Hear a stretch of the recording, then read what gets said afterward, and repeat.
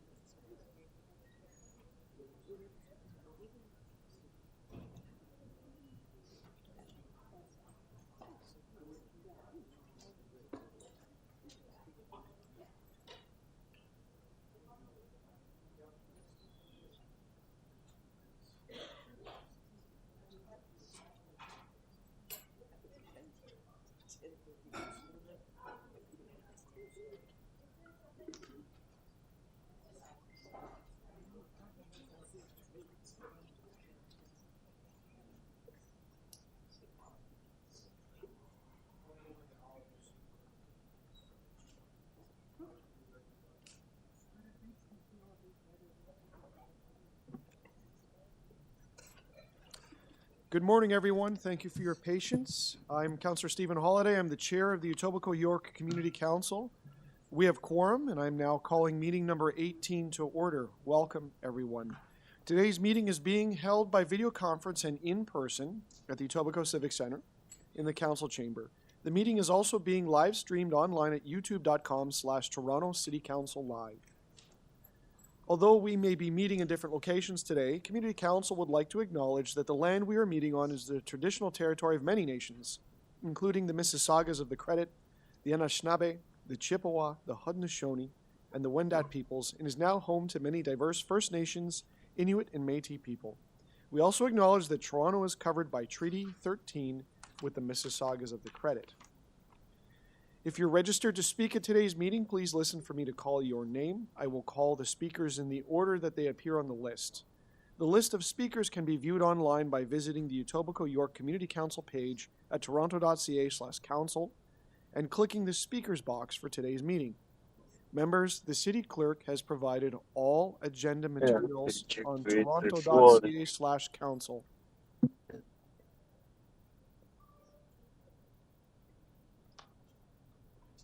And on the CMP, the clerk's meeting portal. Clerk's IT staff are available to members if you need help with your devices. I also want to remind you to please submit and approve your motions by email.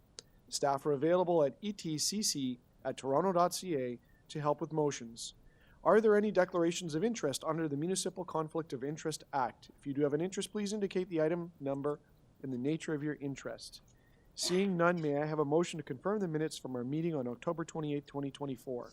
Councillor Nunziata moves. All those in favor? Any opposed? That carries. So before we go through the items, there is a brief community council announcement. I have learned that Al Rozowski, one of the managers in city planning, will be retiring, and this is his last meeting. So I will invite Michael Mitzi to say a few words, and we'll see if there's a few other comments. Thank you, Chair and Committee. Yes, this is Al Rozowski's last meeting of Etobicoke York Community Council, and there's a kind of interesting bookends to this, that when the city amalgamated, we went on a hiring wave, try and staff up all our districts, and Al was hired for Etobicoke York away from Brampton. So he spent his first couple years in what was then South Etobicoke, different ward number councillor. And now Al's been with us in this district as the manager for community planning for the south section for the last 2 years, since August of 2022. For anyone who knows Al, he's very engaged in the communities. He's a super volunteer, and he cares a lot about making applications address the public realm very well. So I don't know if Al wants to say a minute's worth of words. If that's okay with the committee, that'd be great. Thank you very much, Chair, and thank you, Michael. It's been an absolute honor and pleasure to be working with the City of Toronto for 25 years. I've realized I've worked with over 100 councillors over their 25 years, and they've been absolutely amazing to work with. Lots of neighborhood associations and individual residents in the City of Toronto, a lot of business improvement areas. I've actually worked on 6 different teams in all 4 districts across the City of Toronto. So I will cherish the experience that I have developed with the City of Toronto over the years, and I look forward to continuing in a different capacity, more as an advocate to improve the City of Toronto. Thank you very much.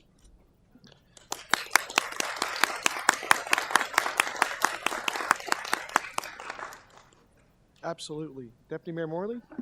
Thank you, Mr. Chair. I just want to extend my heartfelt congratulations and all the best in retirement to Al. It's been just about 2 years since I've taken this office, and we meet with Al pretty much on a bi-weekly basis and are so well supported with your expertise, your insights. And I just want to say, you know, from my team and from myself, we are so incredibly grateful to have worked with you and to been able to learn from your experience and your insights, to have your support along the way. And so grateful for your perspective on a thoughtful, inclusive, sustainable city. And I trust you'll continue to work to that end. So thank you so much, Al.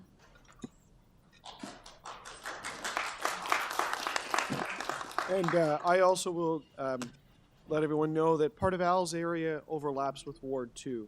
And I want to express my thanks and my admiration for your work, Al. A very, very professional, dedicated individual, has provided great service to this city, has supported me as a councillor in your planning advice, and just having a conversation with you about planning. But most importantly, you should know, and I think everyone in the room should know, that your fingerprints are everywhere out in our community.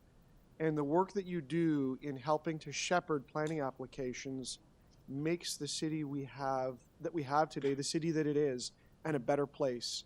And so that will be those are durable changes that will live on. And I just wanted to make sure that I said I really appreciate it, and thank you very much for your service. Okay, we do have a long agenda today, so I'll begin by running through the items. And we have some to add as well. So our first item is EY 18.1, 1 to 20 Adriatic Road, official plan amendment and zoning amendment application, a decision report. Councillor Crescent, I believe you want to hold that item. Okay, so that will be held by Councillor Crescent. EY 18.2. which is 2422, 2428, 2434 Islington Avenue, official plan amendment and zoning bylaw amendment application decision report. We have speakers on that item, so it will be held EY 18.3, 82 Buttonwood Avenue, temporary use zoning bylaw decision report. We have a speaker on that, and members, at the end of this, I'll propose that we do that in conjunction with a new item which will be added to the agenda, which is linked to the site. So we'll hold that for speakers. EY 18.4 is 530, the East Mall zoning bylaw amendment and draft plan of subdivision applications decision report. I'm going to ask that that be held because I have a motion for that. EY 18.5, which is 530, the East Mall rental housing demolition application decision report approval. We have a speaker on that, so that will be held. EY 18.6, which is 4875 Dundas Street West, official plan amendment and zoning bylaw amendment application. That is a decision report, a refusal. We do have several speakers registered for that.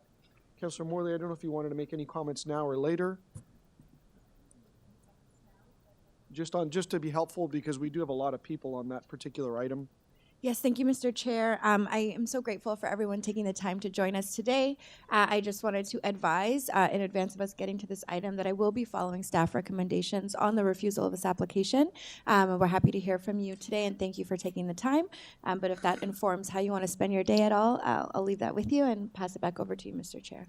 Thank you, Councillor Morley. Deputy Mayor Morley. EY 18.7 is 220, 230, and 240 Lake Promenade, and 21 and 31 Park Boulevard, official plan amendment, zoning bylaw amendment, and draft plan of subdivision applications, an appeal report. There are a number of registered speakers for that one as well. EY 18.8, which is the review of zoning regulations for nightclubs on Lakeshore Boulevard West, final report. We do have a registered speaker. EY 18.9, 31 Flindon Road, application to remove a city tree. We're going to hold that item down. You can put it in my name. I know Councillor Peruzzo will be here to speak to that shortly. EY 18.10, 90 Gort Avenue, application to remove a city tree. Deputy Mayor Morley. Thank you, Mr. Chair. This has been one that we deferred from last council, and we will be moving forward with approval for the request for the permit to remove. Clerks do have the motion if they could provide it there. So I did go out and visit with the homeowner here. It's a very unique situation where the entirety of the very small rear yard is covered by this fruiting tree, and the fruits are problematic for the young family there. They're unable to utilize the backyard through the season.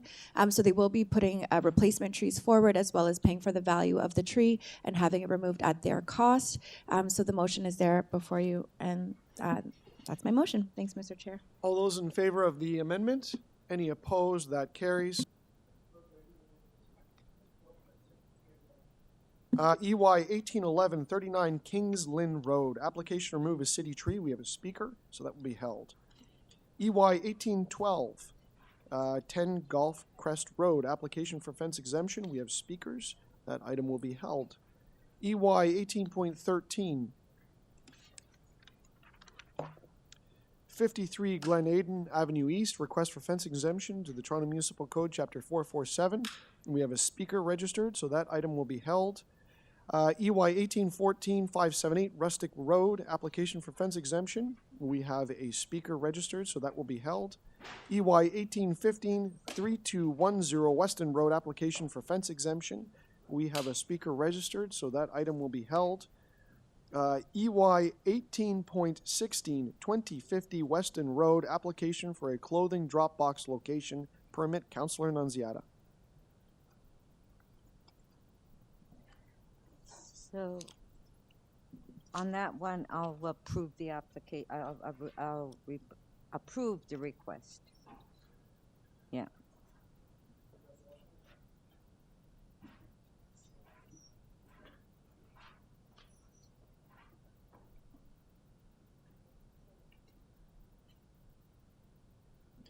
Councillor Nunziata moves an alternate rec to approve the application. All those in favor? Any opposed? That item is carried.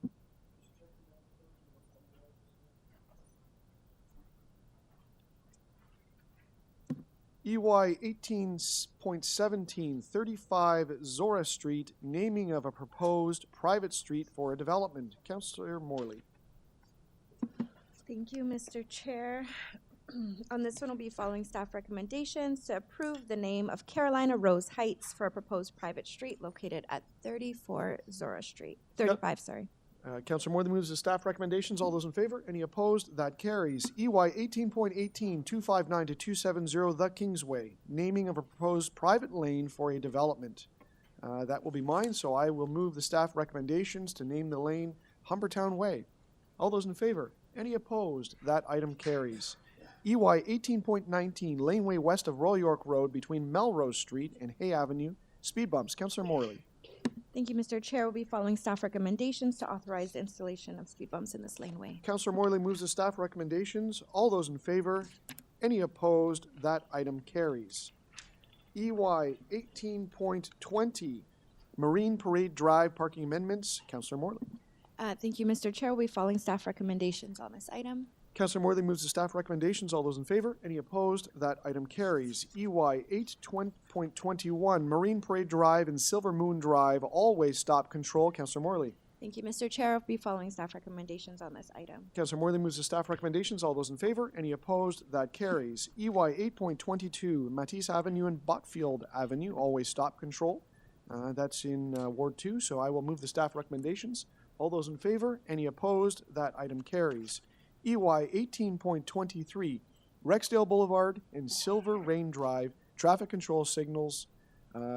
Is delegated to Community Council. Councillor Crescent. Thank you, Mr. Chair. I'll be moving staff recommendations. Councillor Crescent moves the staff recommendations. All those in favor? Any opposed? That item carries. EY 18.24, 2200 Islington Avenue, traffic control signal modifications, non-delegated. Councillor Crescent. Thank you again, Mr. Chair. I'll be moving staff recommendations here as well. Councillor Crescent moves the staff recommendations. All those in favor? Any opposed? That item carries. EY 18.25, Humberwood Boulevard and Kingsplate Crescent, traffic control signals. Councillor Crescent. Same here, Mr. Chair. I'll be moving staff recommendations on this item as well. Councillor Crescent moves the staff recommendations. All those in favor? Any opposed? That item carries. EY 18.26. It's under the staple. Silver Moon Drive and Shore Breeze Drive, traffic regulation amendments. Councillor Morley. Thank you, Mr. Chair. With thanks to staff, we'll be moving their recommendations. Councillor Morley moves the recommendations. All those in favor? Any opposed? That carries. EY 18.27, Church Street, removal of traffic calming islands. This does require a motion to add as new business. So, Councillor Nunziata, you're moving this as new business. All those in favor? That is added as new business.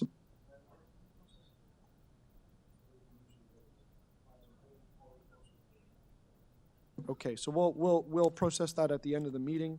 There are two more items to be added. They should be circulated here.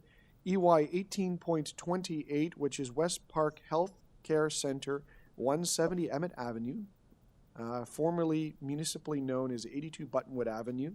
Encroachment agreement encroachment agreement request for a ground sign at the intersection of Emmett Avenue at Campus Road A. So we just need a motion to add that as new business. Councillor Nunziata moves to add as new business. All those in favor? Any opposed? That's carried. And Mr. Chairman, if I could on number 28 deal with it number 3 because it's the same location. So we will time those two together. Yeah. Madam Clerk, we'll hear them at the same time. I think there may be a speaker to both of these. We'll figure it out when the time comes. Okay, one more motion to add. 18.29, which is Edgemore Drive, traffic calming. That is a letter from Councillor Morley. To a motion to add that as new business. All those in favor? Any opposed? That is added as new business. Just checking, Madam Clerk, have we got them all? Very good. Okay, we'll go back to the top of the list. Our first one is EY 18.1. And that is 1 to 20 Adriatic Road Official Plan Amendment and Zoning Amendment Application Decision Report. There are no speakers on this item, so questions to staff.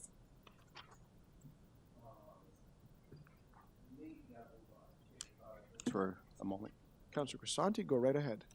Okay, so thank you, Mr. Chair. So I just want to confirm with staff that they've had discussions with the applicant about the the possibility of putting a daycare and including a daycare into the proposal, and also traffic lights at the corner of, at the end of the street there at Islington Avenue as well.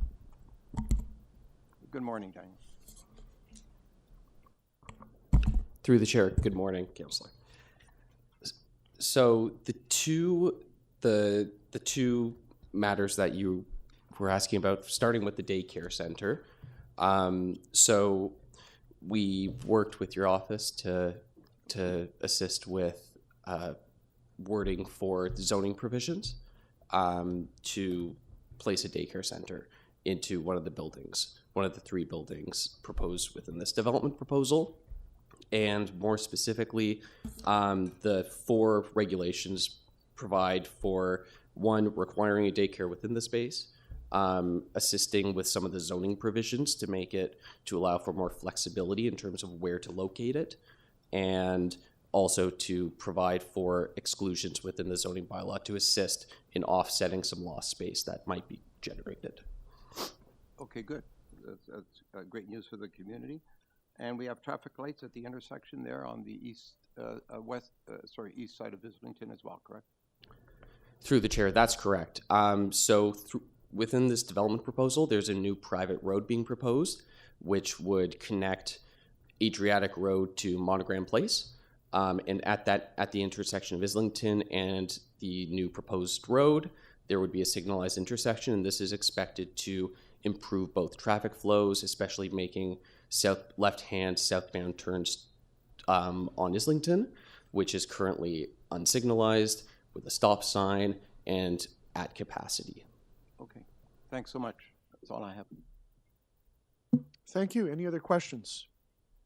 Seeing none, to speak, Councillor Crescent. Thank you, Mr. Chair. So this is a development. Don't get too many up in Etobicoke North, so I'm quite excited today that we have a couple of nice developments to speak to. This one in particular has been on the books for some time, and we've had some public meetings that and suggestions and recommendations from these public meetings were incorporated in what we see in front of us, and which now is resulting in a more acceptable development for people that are living in the area, including daycare, traffic lights, and so this is really a good news story for Etobicoke North. So I want to thank staff and Daniel and his team and planning everyone. They've done a lot of work on this file. I want to thank the community and particularly my constituents who provided excellent input on this particular development. On that note, Mr. Chair, I'm going to move staff recommendations on this. And the amendment. I got 2 amendments here. You are absolutely right. Okay, here it is. That's right.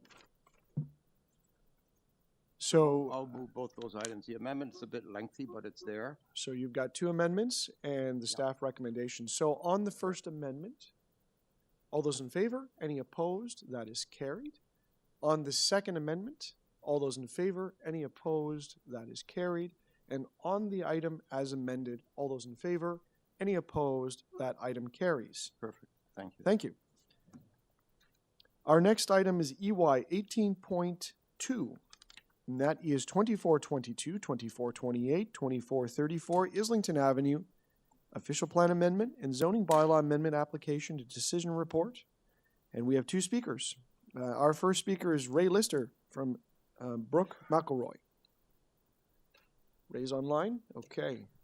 Good morning, Ray. It's Stephen Holliday from the Etobicoke York Community Council. Can you hear me okay? I can. Can you hear me well? Yes, thank you. Welcome. You have 5 minutes to speak. Please begin. Thank you very much. So hello, everyone. My name is Ray Lister. I'm a planner and associate at Brooke McElroy. We are a multidisciplinary firm located here in Toronto, and we were fortunate to provide not only the planning services, but also the urban design and landscape architectural services for the proposed development at 2422 to 2434 Islington Avenue. This development proposal is the result of many meetings between the developer, city planning, and the city's urban design group. And I want to extend a special thanks to planner Tyler Marr and urban designer Prachi Patel at the city for their dedication to this process. I would also like to thank city planning for preparing the positive decision report. So as the report before you notes, this application is for an 11-story mixed-use building, along with 2 rows of 4-story townhouses at the corner of Islington and Elmhurst. This site presently contains a vehicle-oriented commercial plaza, as well as a 1-dwelling unit. And following community input through this process, the owner has recognized the importance of ensuring that commercial uses remain on the site and has included over 600 square meters of commercial space at grade in this proposal. The application before you is for a combined official plan and zoning bylaw amendment, with the official plan amendment proposing to redesignate the site from neighborhoods to mixed use in order to accommodate new density and allow for the commercial use. The zoning bylaw amendment is required for allowing the proposed heights and setbacks. And I'm here today just to answer any questions that council may have that I might be able to speak to about this proposal. And I thank you for your time. Thank you. Are there any questions of the deputant? Councillor Crescent, please go ahead. Yep. Thank you so much. I appreciate the overview description of what we have in front of us. Just a couple of things. Maybe you could just again highlight the fact that, at the last public meeting, there were concerns about the amenities that are there, and we've had calls with respect to that, to allow in this development the opportunity to have some of these amenities come back so they can continue to serve the community. And additionally, and separately to that, the next question would, with respect to the access to the site, both from Islington and Elmhurst, if you could just speak to that for a moment as well. Okay, thank you, Councillor Crescent.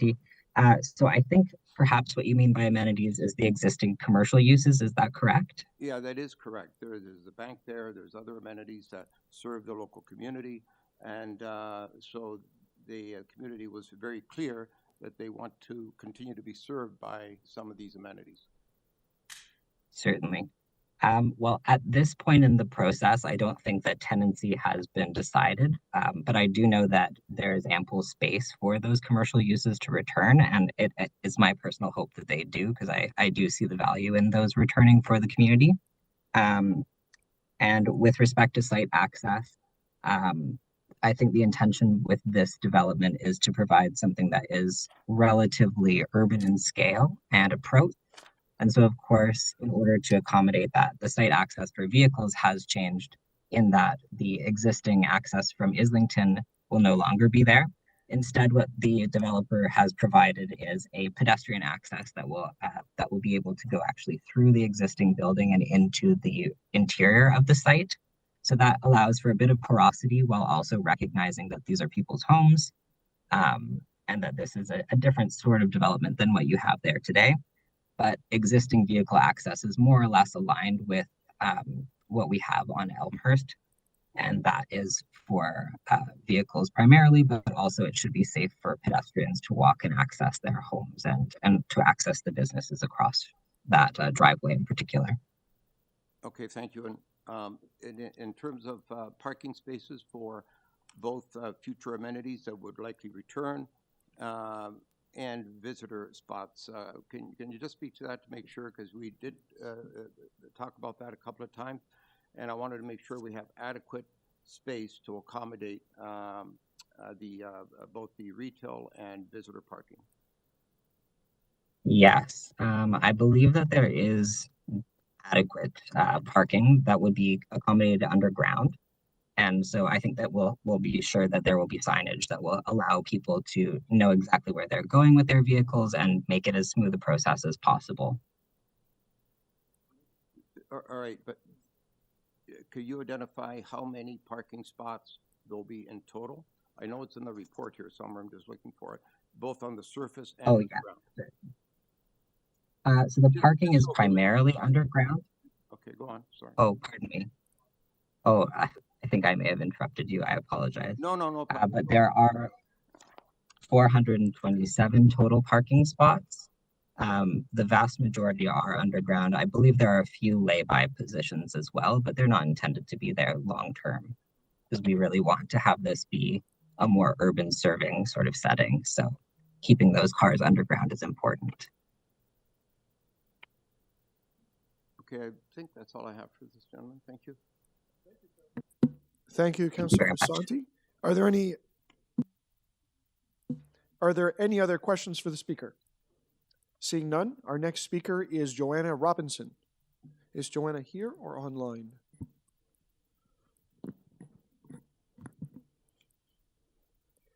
Joanna, welcome to Community Council. You've got 5 minutes. Please begin. Morning. Thank you very much. I live at 100 Elmhurst Drive. I live at 100 Elmhurst Drive. My parents purchased that home in 1979. We've been there now for 45 years. The first thing that I would like to speak about is the fact that I nor none of our neighbors were notified of this meeting. There is a small sign pasted on the sign that's on the board, but we feel it's very unfair or right or legally, perhaps, that none of us were notified of this meeting. Therefore, none are able to be here to place our concerns. And first of all, for that fact, I think this meeting should be postponed, giving our neighbors to be able to come and speak on their behalf regarding this project. But since I am here, I would like to point out a few things. One of the things is about the height of this building, 11-story. Our neighborhood is a small little community. There are some buildings, but they're no higher than 6 stories high. So this 11-story building does not fit there's a report saying that it fits our community. That's a lie. I don't believe it does fit our community. They're placing townhomes right beside my house, 4 stories high. They are taking my privacy away. That's not fair. I ask you, how would you feel if your privacy was taken away, having hundreds of people looking in your backyard, not feeling safe to be able to come out any longer? My husband has submitted a letter to Mr. Tyler. I would like the council to please look at it in further detail, since I really don't have much time. I can speak on all the points. The other concern is on the plan, we noticed there's a mechanical room that is placed right beside my house. That will create lots of noise and pollution that's coming right into our house. That's not fair. I ask, how would you feel if you had that location of a mechanical room being right in front of your face? I live with my parents. I take care of them. I'm a full-time caregiver. They're 88 and 89 years old, and it's unfair for them to have to deal with all this stress and anxiety that is being proposed. I recognize we need space for people to come in. I'm not denying that. We welcome it, but the building, the way it's designed, is not fit our community, and it's not fair to the neighborhood. Parking space I do first like to acknowledge and appreciate the taking in consideration of putting the stores in. Our community supports that little plaza for many years. We use it all the time, and I appreciate them putting stores inside so our neighbors can take advantage of that. The only thing is unfair, I think, to the residents going in that development and the store owners is there's no parking for them. How would you feel? They've put 7 parking spots above ground for the residents and also for the businesses. How unfair is that for them? They will not have room for their family and friends to come and visit. They're asking them to park underground. How many people do you think feel safe to be going into a variety store to park underground to grab, say, a quart of milk? Many people will not do that. So therefore, I feel that those communities' stores will not last because of that. There's a few other things that I could talk about. Our main concern is also the amount of traffic of coming in and out. Like right now, I even have a hard time trying to get out of my parking lot because of the Costco unit that just went up the street. I appreciate having it there, but the traffic is just incredible. We cannot move. Our residents are concerned about where all these other people going to be parking. They're afraid they're going to be parking on their little streets and making it even more congested. So I beg that you please take into consider not only myself and my neighbors, this project this meeting should be postponed, and also more communication of considering how you're taking our privacy and our homes away from us. I thank you very much for listening, and I appreciate it, and I hope you have a nice day. Thank you. Don't go away. Oh. Councillor Crescent may wish to ask you a question. Yeah, just give me just one moment. So thank you so much. I really value your feedback. It's so important. There was a public meeting, however, maybe you didn't get that notice, and we have been getting phone calls in my office with respect to this development, and we have taken every concern very seriously. We have made a number of changes to accommodate some of the concerns you raised. In fact, to your point about the retail, I was very clear about that, had same concerns. With only the 7 parking spots on top, they providing, I believe, 47 spots altogether. However, the vast majority are underground. Correct. So there's that, and in terms of some of the other, but let me ask you this: the current plaza that's there now, this is an opportunity to upgrade. It's an opportunity to provide better amenities as well. You're not opposed to this development per se. You just want to see certain things change that will make it more safer and comfortable for you living right next door, correct? I agree that personally, I love our little plaza and I wish it wasn't taken away.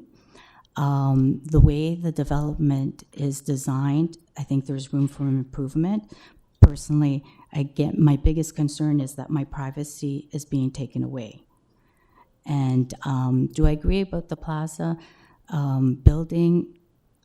If I had a choice, I would prefer not to go there, but I mean, I'm just one little person, right? That's why I would hope that the community would have been able to come, being notified. I do recognize we've had a postal strike for the last 2 weeks, but unfortunately, there's plenty of time to have personally notified us. Like I went knocking on the doors of all my neighbors on the weekend, explaining what is happening, and everybody was very upset that they were not personally notified, especially because we're personally being affected. Yeah. All right. Thank you very much. You're welcome. Appreciate your comments. Anyone else? Okay, we do have one more speaker that was registered. That's Stella Guzman. Is Stella here or online?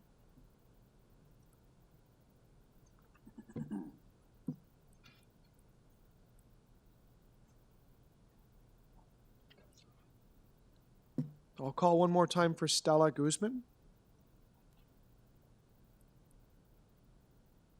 Okay, I'll ask if there's any other speakers to this item. Seeing none. Questions of staff? Mr. Chair, what I'm going to do at the moment, so we just move on with the agenda, can I ask that we hold this down? So I just need to look into a couple of things before I deal with this particular issue. Okay, so we'll hold that item down. Thank you, Councillor Crescent. We will go to the next item, which is EY 18.3, 82 Buttonwood Avenue, Temporary Use Zoning Bylaw Decision Report. We have a speaker, and just to remind everyone, we've also brought forward item number EY 18.28, which is West Park Healthcare Center, 170 Emmett Avenue, formerly municipally known as 82 Buttonwood Avenue, Encroachment Agreement, at the request for a ground sign at the intersection of Emmett Avenue at Campus Road A. So we'll deal with both those items. Our first speaker is Shelley Diddy from West Park Healthcare Center. Is Shelley here? Great. Welcome, Shelley. You've got 5 minutes to speak, please. Thank you. Good morning, Chair and Council members. Again, my name is Shelley Diddy. I'm the Vice President of Campus Development and Support Services at West Park Healthcare Center. For those who might not be aware, it's located around Jane and Islington area. We recently moved into a brand new hospital in April of this year, and that was an exciting time for West Park. Needless to say, we opened 316 beds for patient care. Part of our project was to demolish 3 of the existing buildings on the site. We have demolished 2, and currently the main hospital building is retained. And that is a result of the Ministry of Health requesting that we retain that building for additional patient care services. So when it's completely renovated and ready to go, we'll be able to care for another 188 patients on our site. As a result of the change, however, of retaining that building, we have applied for a temporary use bylaw to retain the building for a short-term period of 3 years. So that will allow us to retain the main building. We operate in the new building. We'll be able to accommodate some additional parking on the site. Thank you. Are there any questions of the speaker? Seeing none, thank you for joining us today. On item 18.3, 82 Buttonwood Avenue, or the additional item, are there questions of staff? West Park Healthcare Center, 170 Emmett Avenue, Encroachment Agreement. No questions of staff. To speak on the items, Councillor Nunziata. Thank you, and thank you, Shelley, for coming. Thank you. So I don't know if everyone knows where West Park is. It's sort of a hidden gem. So I've been working on this application for 20 years now. 20 years. Number of meetings were held, and as Shelley mentioned, the new hospital was built, and they actually, we haven't done the official opening yet, but patients did move into the new site in April. So the original plan was that they would build a new hospital and demolish the old hospital. But then the Ministry of Health said, no, we don't want to demolish the old hospital. We want to keep it, renovate it, and so we can provide more beds on the site. So what we have before us is to allow that the old hospital not to be demolished, and then West Park can work on the on renovating. I guess the Ministry of Health will pay for all that, right? Because it's not in good shape. Mm-hmm. But it's a beautiful hospital, beautiful site, and there's been a number of consultation meetings with staff, with the community, and I must say that this hospital was the first community partnership benefits that we did for the hospital. That was the first one with Ellis Don, and right. So it was a huge victory for us when we did that community benefit partnership. And then on number 28 is a request for a sign. So as you know, the entrance from Eglinton Avenue onto Emmett previously was that when people came into the hospital, they would turn onto Emmett Avenue, go around to Verona, go to Buttonwood, and go into the site. So so the new entrance would be off Emmett Avenue. And so we do have a sign on Eglinton Avenue letting people know where the hospital is, but the request for the encroachment is to put an additional sign on Emmett so people know now the entrance is in fact from Emmett Avenue, not from Buttonwood. And so that's the reason for the encroachment. And I'm very pleased that we are where we are. And hopefully, Shelley, we can have the official opening soon. And I want to thank West Park for all the hard work and all the consultation meetings that we've had over the years, and supporting the community. And the community has been 100% in support of the recommendation that we have before us. So I ask that we move number 3, and then move number 28 for the encroachment for the sign. Thank you, Councillor Nunziata. Are there any other members wishing to speak? Seeing none, so on the first item, EY 18.3, 82 Buttonwood Avenue, temporary use zoning bylaw decision report approval. We have staff recommendations, so all those in favor? Any opposed? That item carries.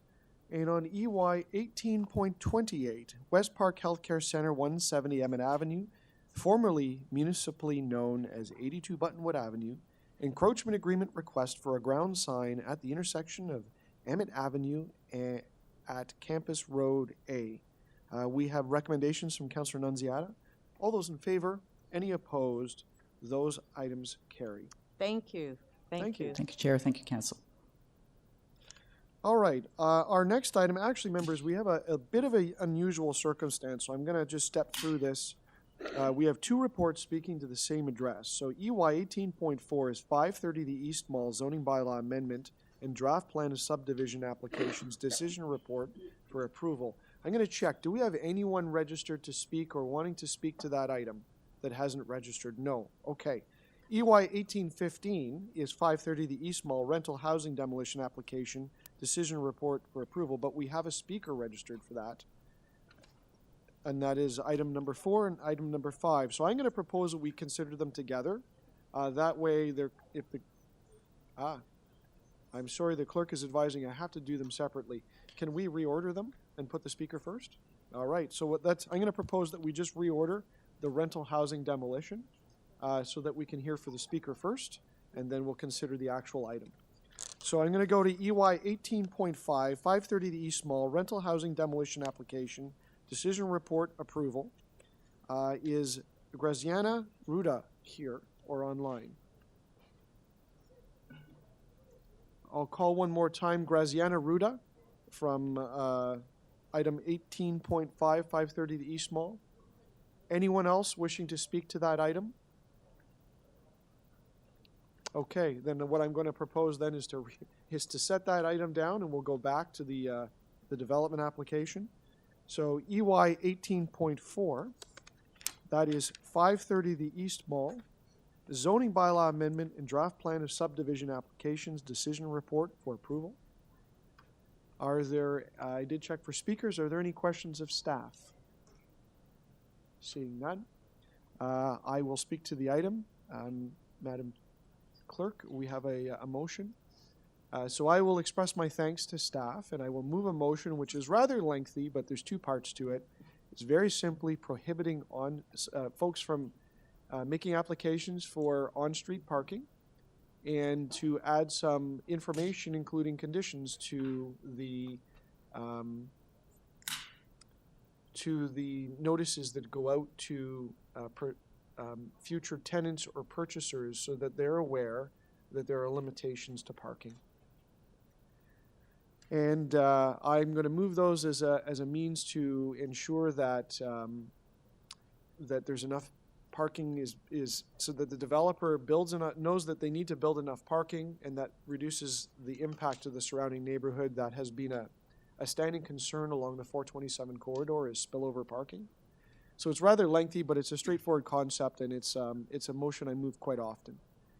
I will also just express my thanks to staff and the applicant and members of the community. This is an infill development proposal to remove an entire apartment building and to build back a larger development. The key point that's different in rental housing demolitions in this case is because of the phasing of the site. The proposal is that the newest building will be built, and the residents of the existing building will have the opportunity to move into that one. So there's a lot of continuity in the ability for them to maintain housing. And that is something that was a big change that made the process more straightforward for the existing tenants. And I know we'll hear from some others in other applications where this isn't as linear. And I wanted to acknowledge that because that was a very special feature brought forward by the developer that helps with the logistics of all of this undertaking. It is still a large change, and it will represent a large change along the 427 corridor. But I thank everyone that has worked together on this, including planning staff, to bring it into a built form, which is far more compatible than the original application. So on that, I will move the amending motion. All those in favor? Any opposed? And I will move the staff recommendations otherwise. All those in favor? Any opposed? That item is carried. So we will go to EY 18.5, 530 the East Mall rental housing demolition application decision report for approval. I'll call one more time for the speaker, Graziana Ruda. Seeing none, questions of staff. I'm going to ask, actually we covered it. So I'm going to just move the staff recommendations. Anyone else wish to speak? All right, on the staff recommendations, all those in favor, any opposed, that is carried. Our next item, EY 18.6, and I do acknowledge we have a lengthy speakers list here. This is 4875 Dundas Street West, official plan amendment and zoning bylaw amendment application decision report. It's a refusal. Our first speaker is Beverly Gordon, 4875 Tenants Group. Is Beverly here or online?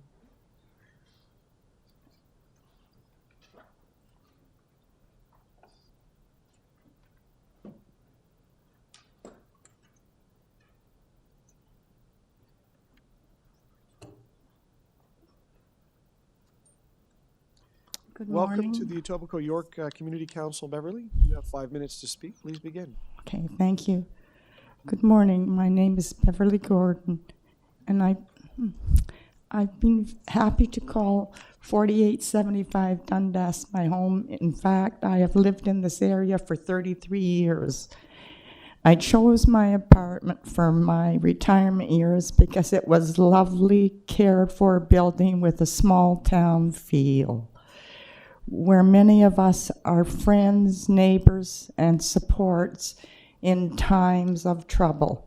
I would like to add to what's in the report about traffic issues. The traffic along Dundas Street, especially at the Cordova and Dundas intersection, has been growing steadily busier and more dangerous for several years. As a walker, I have learned the hard way, in fact, in the life-threatening way, just how dangerous this intersection already is. 2 years ago, I was doing my usual walk around the neighborhood on my way to the drugstore across the street. This was the middle of a Sunday afternoon.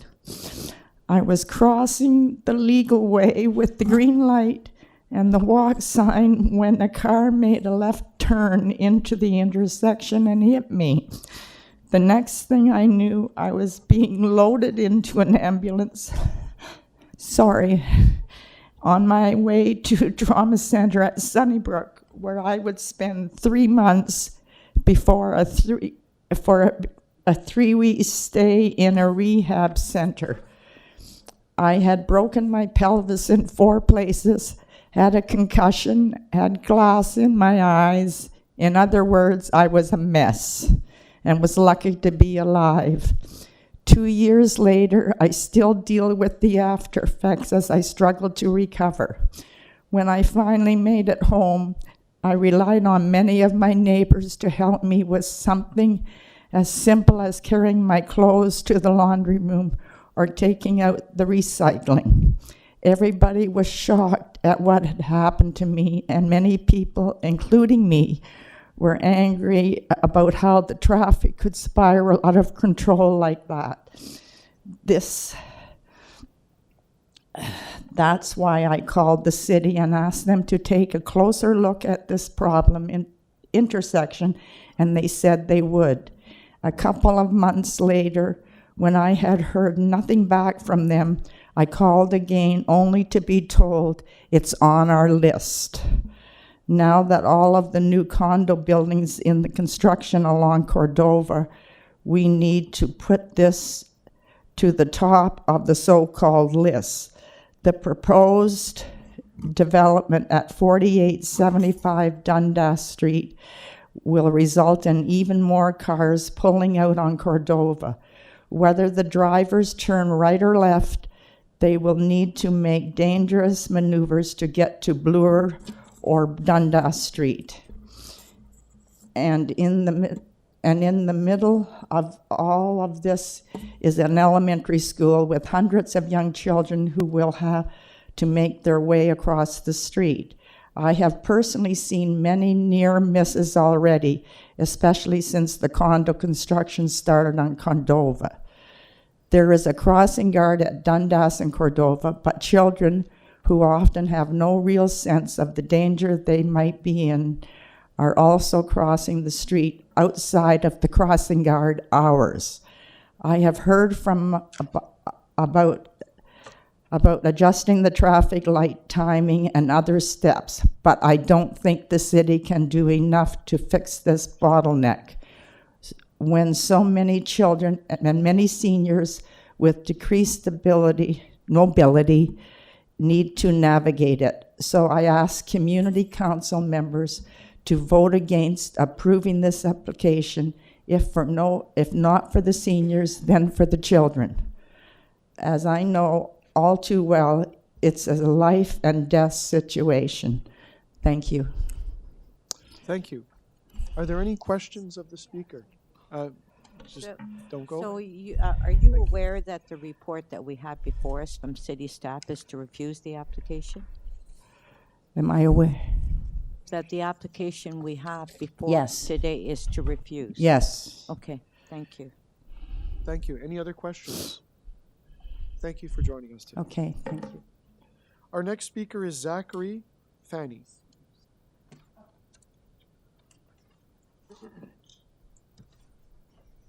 Welcome to the Community Council, Zachary. Thank you. you. Have 5 minutes. Please begin.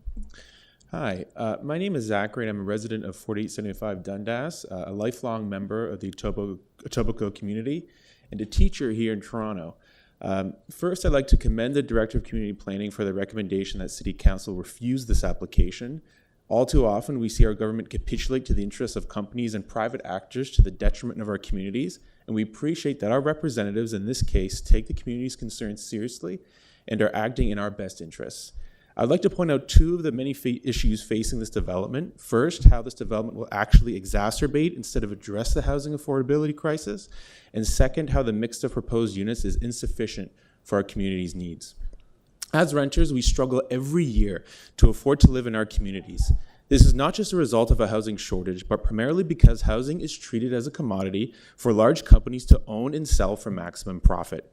Rather than help address the housing affordability crisis, companies such as Forestgate worsen it by seeking to extract as much profit as possible while providing as little as possible. We have already seen the results of allowing these companies to run rampant across Toronto, worsening and emptying our communities. Countless reports and articles have revealed the surplus of condos in Toronto that remain too small and too expensive for people to live comfortable lives. We see more of the same in this proposal. Over 50% of the units are one-bedroom units, the exact same type of overpriced units that sit empty across Toronto. Instead of providing affordable, accessible housing to help alleviate the housing crisis, this proposal would instead offer small, subpar units to be sold off at the highest possible price. This would only exacerbate the housing shortage by pushing the people who live here into an inaccessible rental market in order to build units that remain unaffordable to those who are in the most desperate need of housing. People will lose their homes, see their communities emptied, and struggle even more to live in this area only so a large company can try to extract more profit from a housing crisis. It's extremely unethical. Increase in unsafe laneway traffic, unsafe traffic conditions, and reduced access for waste removal, emergency, and fire services are just some of the litany of harms this proposal would inflict on this community. Overall, this proposal is the opposite of what we, the people who actually live here, need. As Etobicoke residents, we thus completely reject any framing of this proposal that positions Forestgate as a provider of housing during the housing shortage crisis. These companies seek profit, not solutions, and their small, expensive units empty communities instead of building them. We implore representatives to protect our communities against the corrosion of corporate profit seeking that continuously threatens to make our communities unlivable for the people who have been here the longest, as you have just heard. As a lifelong teacher trying to live in and contribute to this community, I hope we can continue to depend on our representatives to work with us in building a more equitable, accessible future for our residents. A future, in other words, that we actually want to live in. Thank you. Thank you. Are there questions of the speaker? Thank you for joining us. Our next speaker is Rosemary Bennett.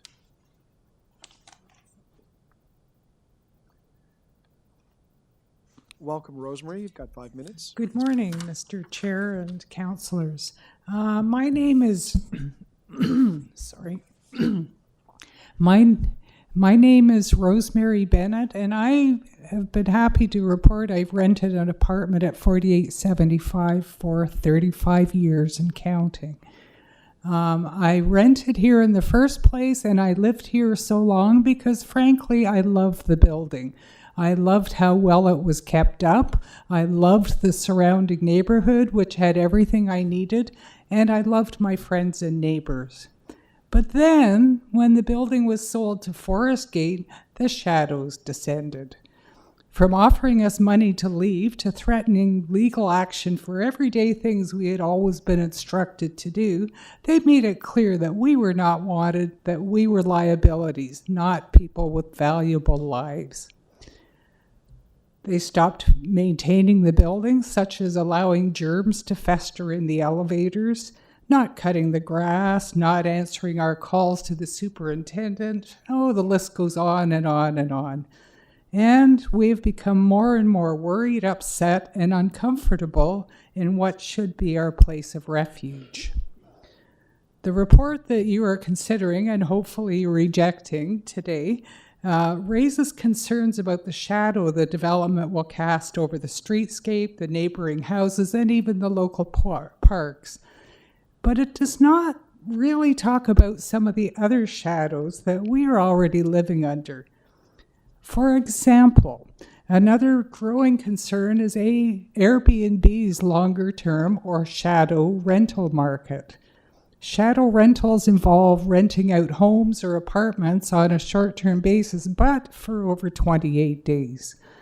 A report in a publication called Spacing says that these rentals represent more than 75% of Airbnb's total inventory of Toronto, when it used to be 15% before Toronto passed its short-term rental bylaw.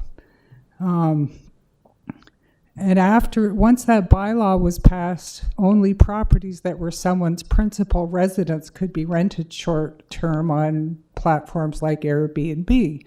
So that meant that property managers, I wonder if Forest Gate's a property manager, could no longer use these units for this purpose. The solution? Oh, it was easy. Just skirt the rules by making the rental just a little bit longer than the city regulates. And use Airbnb as the de facto property manager to avoid all of those nasty complications, like, requirements under the Residential Tenancies Act or by the city bylaws themselves. And after watching piles and piles of boxes land in day after day in the lobby of our building for the last few months, we thought we needed to do some digging to see what was going on, which is when we learned that Forest Gate was running Airbnb shadow rentals in this building.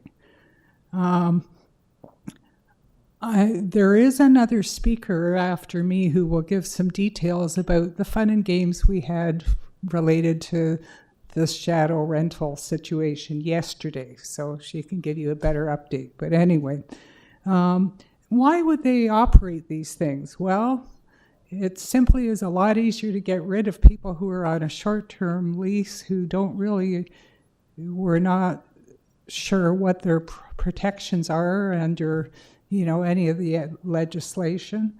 It's a lot easier to deal with those people than to deal with people like me who have invested decades and decades living, contributing, volunteering, and paying taxes in this community. But I don't think these short-term rentals should be allowed in the first place in a purpose-built, long-term building like ours. A quick scan of the Forest Gate website and various apartment marketing websites shows that no apartments are currently available here, even though several families have moved out, primarily because they were unhappy with the state of the building. But if you check out Airbnb, you'll see a whole different story. At least 6 apartments, and likely more, because we're still kind of checking, are being used as shadow rentals. This means in the middle of our housing crisis, Forest Gate is not increasing, or at the very least maintaining moderately priced rental housing.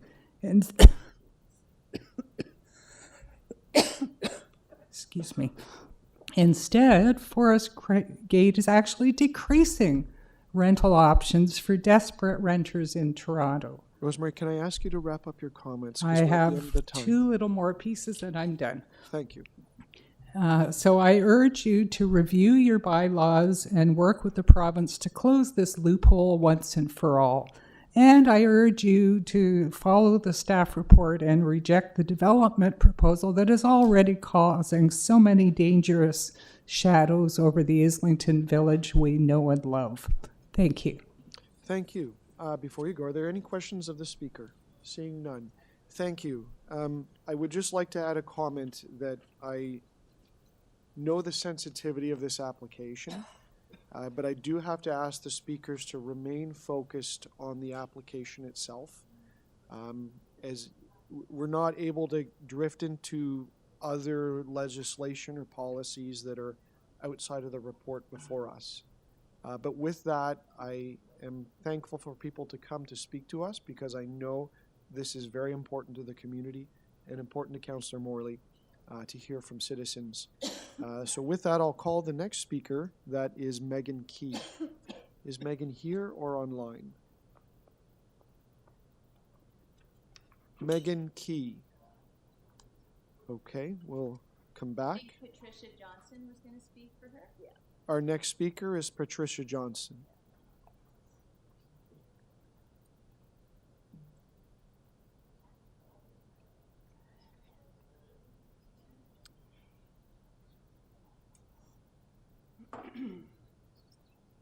Welcome to the Community Hi, my name is Council. Patricia Johnston, and I'm part of a tenant coalition group called No Damn Evictions. We have been in contact with the tenants at this building and support them in asking you to vote to deny this application. Dam eviction and redevelopment applications like this one are often approved at community councils across Toronto because they theoretically increase the supply of housing on the land. But even though this development proposes to build 488 units, 432 of them will be market condominiums. According to Statistics Canada, investors bought 56.7% of the newly constructed condominiums in Toronto between 2016 and 2021. These projects are not about building more housing for people, families, and communities. They are about increasing the return on investment for a select few. The exact type of housing we need in the middle of an affordable crisis is being demolished at sites like 4875 Dundas Street West are being replaced by expensive condominiums that are bought by investors and sold back to tenants at a premium without rent control. The only beneficiary of this development is the developers who will sell the new units and the investors who will purchase these units. If we care about preserving the limited supply of purpose-built rental buildings, in this city, we would not allow applications like this to be approved because after 20 years, the 56 rental replacement units at this site can be turned into market rental units by the landlord. As a tenant coalition, we are not against development. We fundamentally support building dense, but not at the cost of displacing vulnerable tenants in the middle of a housing crisis where the vacancy rate in Toronto sits at 1 to 1.2%. Healthy vacancy rate, according to the CMHC, is above 3%. Removing dense housing from the market for 3 to 5 years, which is serving the needs of the people who live in it, is going pressure tenants into making difficult decisions in a competitive market, including being forced, to leave Toronto and to find housing that they can actually afford, leaving their support systems, livelihood, and local community behind. Spend more of their personal income on rent just for the privilege of staying in their neighborhood, forcing tenants to allow less money to food and other basic necessities. Rent an apartment with no rent control, with the potential of moving multiple times during their time of displacement due to annual rent increases that rent cap payments do not cover. Sleep tough or stay with friends or family during the time where various levels of governments are moving toward criminalizing homelessness. These examples are not pulled out of the air, but represent many of the displaced tenants we have worked with face. In addition to the hardships associated with being displaced, the landlord, Forest Gate, has been engaging in unethical management practices, including not adequately cleaning or maintaining the existing units of the building. This is a manipulative tactic used by landlords to drive tenants out of their units, thereby reducing the number of pre-application tenants who the landlord would be required to compensate through rent gap payments and moving costs. All tenants deserve to be treated with dignity throughout the duration of tenancy. Landlords who engage in this behavior should not be allowed to serve tenants no-fault evictions.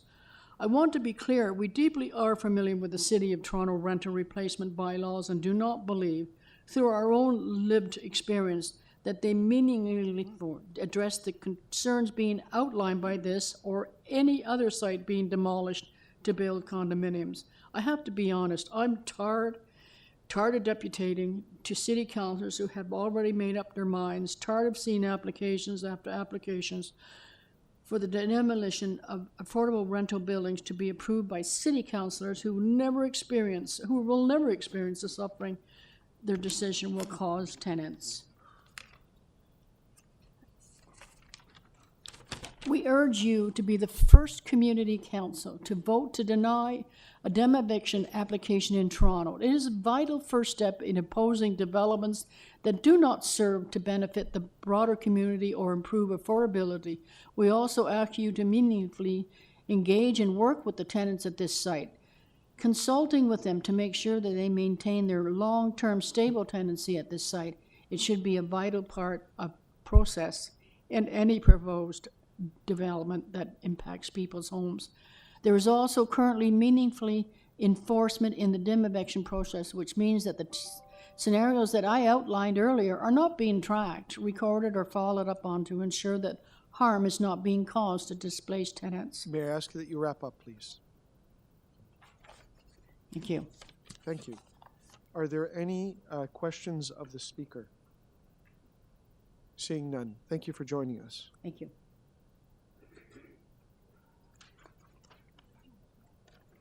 Our next speaker is Azita Riza Yazdi.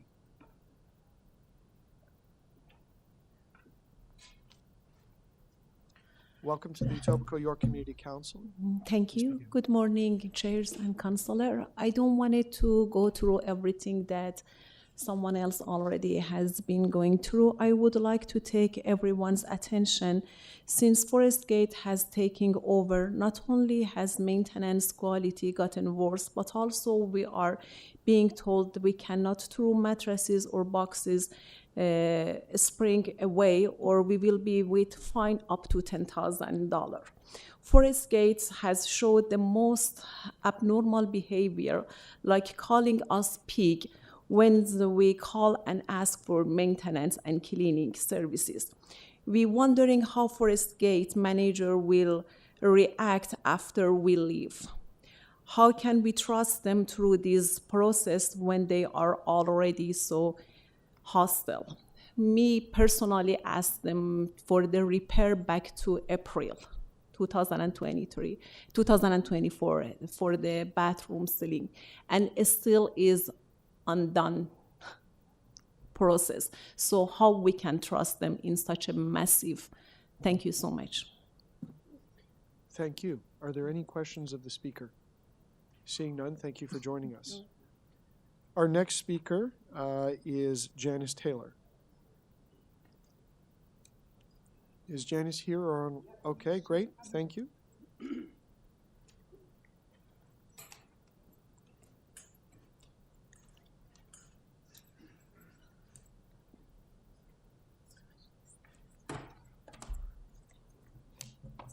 Thank you very much for allowing me to speak. I just want to say that we're quite aware of the refusal, but there's really no place for tenants to really speak about what their experiences have been.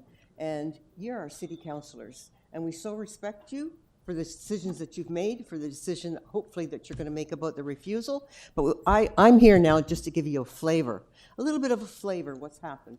And this happened last night. And this has to do with Airbnbs and safety and Forest Gate. So I'm going to read this. This evening, which is Sunday, around dinner time, there was an incident that occurred that speaks to our concerns regarding Airbnb and our safety. An apartment that housed a family with young children was placed in danger by a person who used a sledgehammer to break down their door. At first, we did not know who had done this and became concerned that it could be anyone who could walk into our building as our front security door is broken. And despite knowing this, Forest Gate chose not to fix it. Imagine the fright that any person in the building feels given that a locked door, it won't stop a sledgehammer, I'll tell you. We found out later that the person who committed this act was a friend of people who rented the Airbnb apartment on the same floor as the family.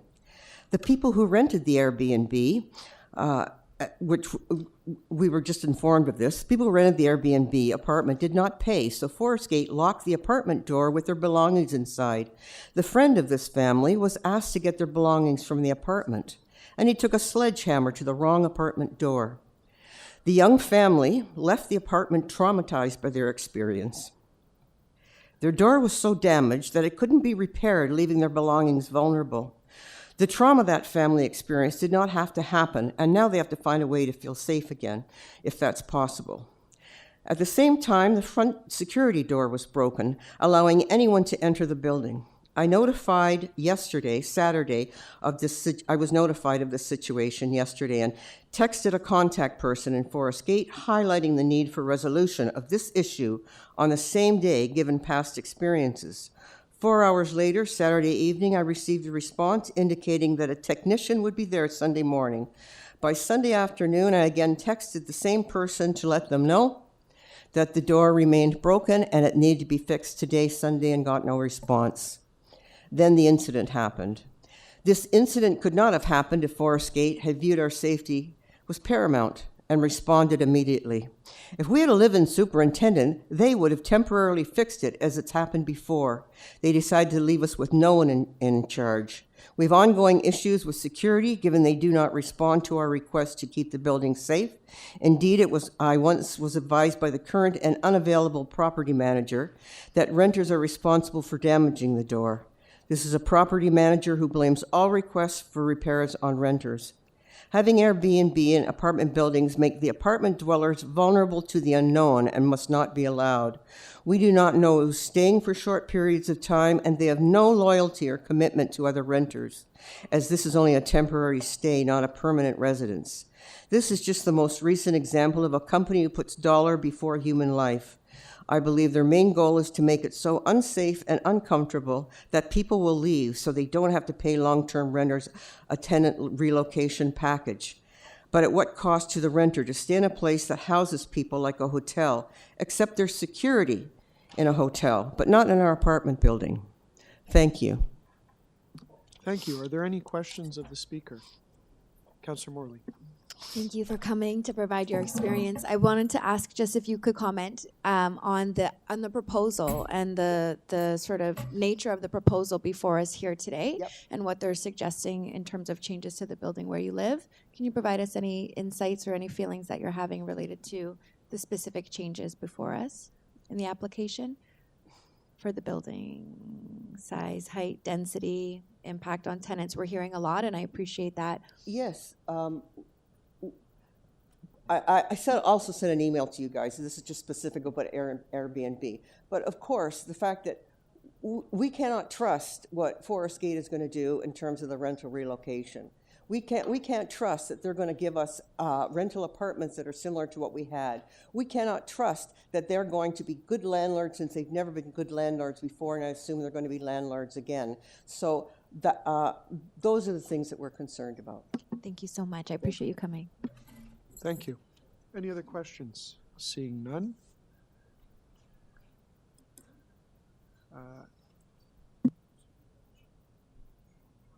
So I'm just going to go back up to, we missed Megan Key. I'll just check, is Megan here or wishing to speak? No. Are there any other members of the public wishing to speak? Can we just ensure that you register your name? I did, 2 Okay. times. All right. What's your name, please? Heather Stanger. Okay. Welcome to the Community Council. You have 5 minutes to speak. Please begin. Hi, I'm a tenant of 4875 Dundas Street West. I've asked to participate in today's meeting in order to express my concerns about this building project. Forest Gate has proposed the demolition of a 10-story rent-controlled apartment building currently housing people of all ages, families, seniors, and some folks with disabilities at varying levels of income. Displacing them will not only disrupt their lives and cause them financial harm, it will also put more pressure on an already overheated rental market in the middle of a housing crisis. As a resident, I am concerned about the lack of a proper relocation and assistance plan for tenants. It's unclear what we're entitled to in terms of rent gap assistance, if our moving expenses will be covered, and if we'll be entitled to not only return to units of equivalent size and similar rent, but if our utilities will be included, whether we'll have balcony access, storage facilities, and parking equal to what we're receiving now.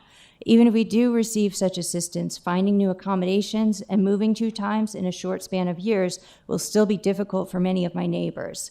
What happens if the project runs into delays? What if our rent gap assistance runs dry? Most of all, I'm concerned that Forest Gate, the applicant, my landlord, will not meet its obligations to tenants in this process. There's just too much financial incentive for them to try and oust tenants from their rent-controlled units so they can replace our homes with Airbnb rentals that may not be covered by the Residential Tenancies Act, and to avoid paying us out if this building project goes through.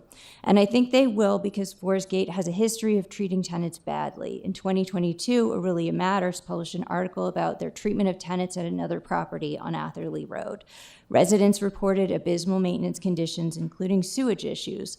Months later, Aurelia Matters published a new article stating that, surprise, Forest Gate had a bunch of apartments available for rent. They claimed they had undergone a change of management and that things were getting better, but things haven't gotten better. Forest Gate has been dropping the ball hard when it comes to cleaning and maintenance and security in our building. They ignore maintenance requests until you call 311, and then if someone does come, they're more likely to make a mess than they are to fix the problem. They don't consistently send proper written notice of entry. They hire unqualified contractors. They don't send anyone to supervise those contractors. And then they claim they're not responsible for the damage caused by any work that they do. Rotting garbage, standing water in the garage, railings not up to code, workers making noise at 2 in the morning, heating issues. These are just a few of the problems tenants have been dealing with. Just yesterday, we had a security incident which we believed was caused by a renter of an Airbnb unit. And this isn't the first security incident we've had since Forest Gate has taken over. I must ask, if Forest Gate can't manage a 10-story building with basic competence or integrity, if they don't feel the need to meet their contractual obligations to us, if they don't care about city bylaws, why should tenants believe they won't screw it up when it comes time for us to move out? And if we do return to the new building, what's to stop them from falling back on old patterns? 311 has not done much to improve the situation so far. If Forest Gate can't handle the basics, then in my opinion, they're not ready to take on a project of this size. If they're so-called new management, they seem to be under new management all the time for 2 years now. How many years?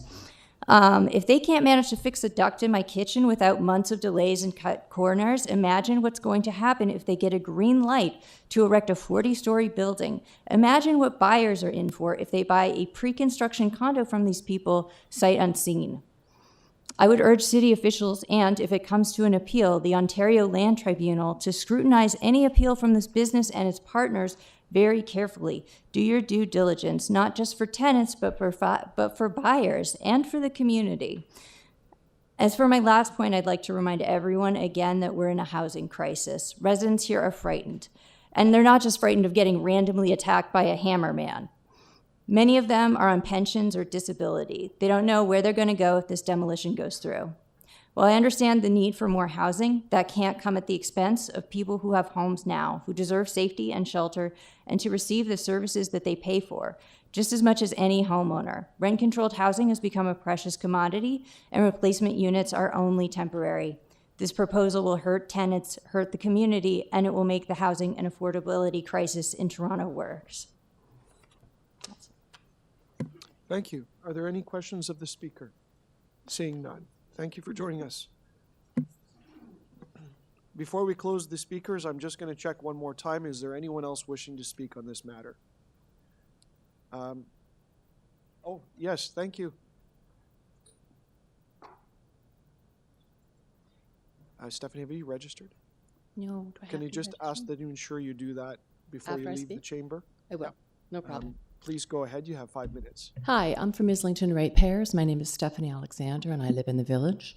I have grave concerns about the construction of this building in our community.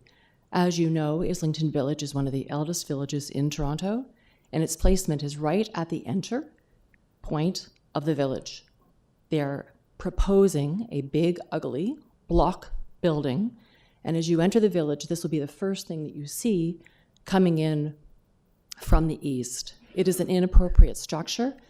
Toronto is pushing really hard for mid-rise buildings. This building does not qualify for that. This is an MTSA area. I know we are looking for higher density in the area, but you do have to consider how many buildings are you going to propose in this village.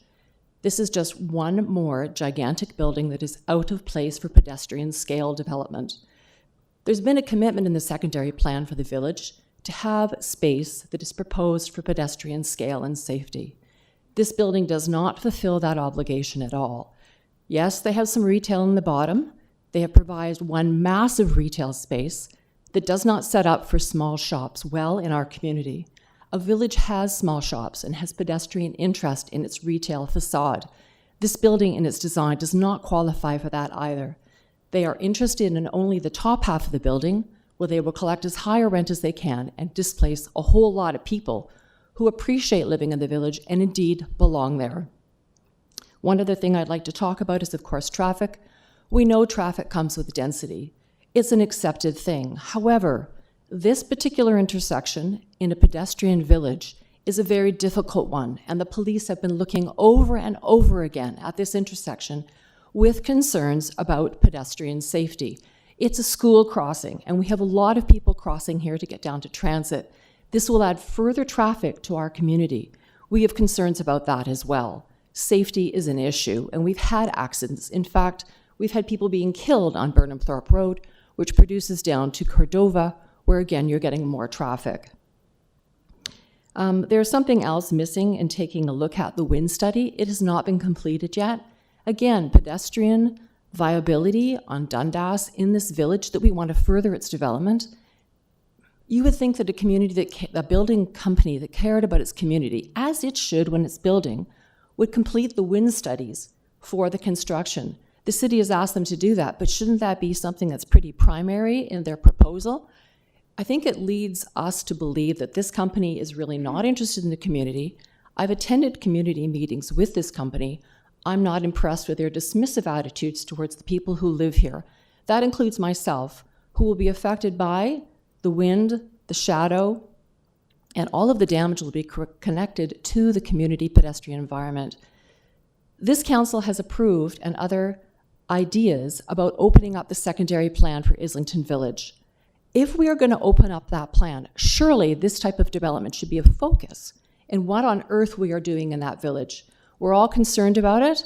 I know this will probably lead off to court, but as a community, we really do need to take a look at what is allowed in this village and how can we, as a community and as a council, begin to protect our community and the people in it. We do want quality of life. That's what cities are all about. Not about making money. It's about people in our community. Thank you. Thank you. Are there any questions of the speaker? Seeing none, thank you for joining us. I'll ask if there are questions of staff. Councillor Morley. Thank you, Mr. Chair, and thank you to all the deputants who joined us today. I do have some questions of staff. I believe Julia is on this file. We have mentioned a couple of times we do have a refusal report in front of us, and I would just like to offer you the opportunity to provide some color to members of the community in attendance who haven't had a chance to review the entire report about some of the considerations that lent to the refusal on this file. Hi, thank you. So I think the report has tried to really nail down those considerations We've tried to keep it as clear as possible. Some of these considerations have been mentioned today: the height, the massing in the village, the density in the village again, and the impact in terms of shadowing and wind on the village itself and the area. We're obviously considering this building as one, but also in combination with everything that's coming in the area. So we very much looked at this building impact, but also combined with the impacts of the other buildings coming forward. The rental replacement aspect is being dealt by a separate application, so I know that there hasn't been so much information on that, but typically we get onto that when we've agreed on the massing. So I appreciate there hasn't been much information on that, but that is why. Other considerations that are also included in the report are traffic. It's very much a consideration. We also see that we're within a PMTSA, we're within walking distance from a transit station. However, not everyone can walk to it, so there needs to be a consideration for parking. There's been a consideration also for the unit that would come at grade, so the commercial built unit, and how much parking is being provided for that unit, and so the impacts that may create for additional visitors to that commercial unit. Those are helpful. Yeah. So I know you know this in and out, so I really appreciate that high-level summary of some of the main concerns that the city has and that we share. I wanted to just ask you as well, something that's escaped my brain at the moment. Oh goodness, where did it go? Just with respect to the applicant's opportunity to provide a revised application. So as we typically do, there is back and forth with city planners. Initial concerns or comments are able to be shared, and the applicant is of course given an opportunity to take those into consideration, make any revisions to their plans, and resubmit. Can you just comment on whether there was any willingness to make changes or revisions during the planning process? There seems to be a willingness to work with us. However, we don't know the extent of that. So, we do typically want to work with an applicant. Unfortunately, we're bound by legislative timelines, which puts further pressure on us. Right, that's very helpful. Thanks, Julia. Those are my questions. Thank you. Don't go away. I'll check. Are there other questions of staff before I get to go? Nope. Okay. Thank you for speaking to us today. I just wanted to expand a little bit on zoning. So the Etobicoke Center secondary plan is a vision of how the area should unfold over time. Is that roughly correct? So you're referring to the zoning or the Etobicoke Center secondary plan? Both, actually. Just in the terms of the planning policy, the context. So this is captured by the secondary plan. Yeah. So the zoning and the secondary plan go hand in hand in this instance. Yeah. So the zoning EC1 for this parcel of land does reflect what is included in the secondary plan. So in this instance, we're talking about the village, Islington Village designation. Yeah. So the plan informs city councils and really the city, our population, our people's vision for how this area will unfold over time. It's big. It's a big area. Can you tell us what the secondary plan contemplates in terms of height for this site? Yeah. So specifically in terms of height, the secondary plan talks to pedestrian heights. In terms of additional height, it talks meters. Oh, meters, that's not specified in the secondary plan, that's specified in the zoning. However, the secondary plan talks about 5 stories for additional development in the village. So about 15 meters? It's 15 meters in the code. What's their application? Let me find the specific number. It goes beyond that. Would 150 sound about right? Did they miss a decimal point? Sorry, I'm trying to find specifically. I got a yes from Mr. Mitzi. It's okay. Yeah, okay, thank you. And FSI talks about density. So what does the zoning say? Which of course meshes with the second division. The second, just like broad brush strokes. This is what we're thinking of. The density is FSI of So the FSI and the zoning is 3.5 for this. 3.5. And what's the proposal? I think it's around 9. Apologies. 11 point something. Does that sound right? I'm getting the nod. It's so big. Apologies. It's not even, but the point I'm making, It's these way aren't beyond even that, close. yes. Yes. These are not even close, and No. hence we see a refusal report. I want to just cover off something an applicant made a comment on, and I just want to make sure there isn't any misunderstanding. There's an interesting proposal that, that we refuse this because it was a rent eviction, and I'm just simplifying the words a lot.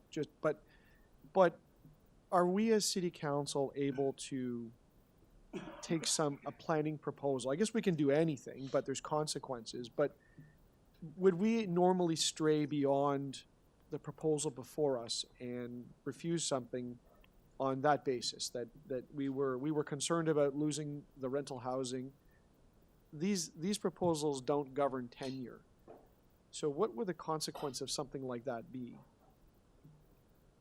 Sorry, I don't understand. It may need to be a few other. Sure, perhaps I could jump in if that's okay to you, Chair. We would not normally review an application related to replacement of rental as the sole issue governing how we might respond on this. In fact, in this case, they're proposing rental replacement. It's a factor. It inputs into our decision making, but primarily the opposition from us to this project is clearly focused on its scale and the impacts of its size. And that's really your report before us. Then we have certain laws and policies around rental replacement, but beyond that, if council steps outside of planning, then that becomes awfully hard to defend at the tribunal. Is that fair? If it was challenged. To you, Mr. Chair, yes, and in fact, that would harm us if we didn't stick to the planning issues that we have governance over. Thank you. In my little time, I had a couple of questions about rental replacement policies. One of the speakers brought it up, and I know, we have such limited opportunity to interact with citizens. Could you comment a little bit about, as limited as they are, what the laws and what the policies do try to cover off, and the consequences if a developer doesn't adhere to at least those minimums? Thanks for the question, Chair. If I understand it correctly, you are asking about in a circumstance where a rental demolition application is approved and moves forward through construction and things like that. Correct. What are the sort of safeguards to ensure that, for example, the units are being built, if there's a delay, if the developer goes bankrupt and has to sell, like what are those kind of situations? So provided that all the conditions are met in terms of our standard practice around rental replacement and tenant assistance, those obligations are secured through a Section 111 agreement, which is a agreement that is registered on title. That means it's registered on the land, and it carries with the land, not the particular owner. So if the ownership changes, it continues to apply. And so all the obligations are wrapped up in this agreement that are registered on the land, and should those obligations not be fulfilled, the city has a legal ability to, the ability to use a legal process to require the owner to honor those obligations. Thank you. I'll ask if there's any other questions. Councillor Nunziata? Sorry, I don't know if this question was asked previously. So has the applicant appealed? Through the chair, no, they have not. They have not, eh? No, Just as of today. Just on the question about the rent eviction, I don't know if that was quite. So because the bylaw is coming in 2025, July, would that apply to this building? Thanks for the question through the chair. So I do want to differentiate between, I've heard two terms today. I've heard demo eviction and I've heard rent eviction. Yeah. So in terms of the renoviction bylaw, as you've noted, it comes into effect next year. That carries with the Housing Secretariat. I'm not an expert on how that's applied. This particular case currently is, I think it's being characterized as a demo eviction. And so that, I mean, that's not a technical term that we as planners use in terms of describing this application, but that's the sort of nuance. So perhaps, are you wondering about in terms of how some folks today have described the current situation in the building and their concerns around that? And are you perhaps wondering if the renovictions bylaw would then start to, in January it will? Well, I think the bylaw comes in place in July, right? Yeah. Yeah, July 20. Okay, all right. Thank you. Thank you. Are there any other questions of staff?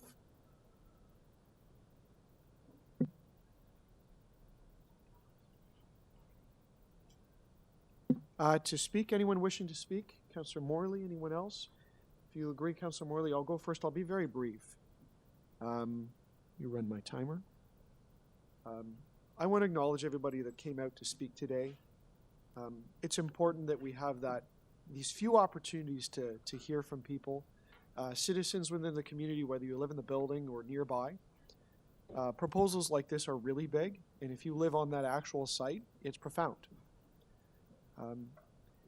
It is challenging to hear as a councillor to hear a request to say, hey, refuse this because it's a dem-eviction or a renoviction. I appreciate the ask. I think if the tables were turned, I'd ask my city councillor the same thing. But we have to work within what's before us. And we have a proposal that's put before us for a massive building in the community. On that very point alone, I have tremendous concerns. I asked a couple of questions about, what our vision is, not as city council, not as a councillor, not as a planning department, but as a city itself owns the official plan and the secondary plans, and this thing is far beyond what that contemplates. And we know, we've talked about at this community council, that these proposals and that plan isn't necessarily static, and that in time there's some small changes that occur, but this is far apart. So I'm very comfortable to support the staff recommendations in that case.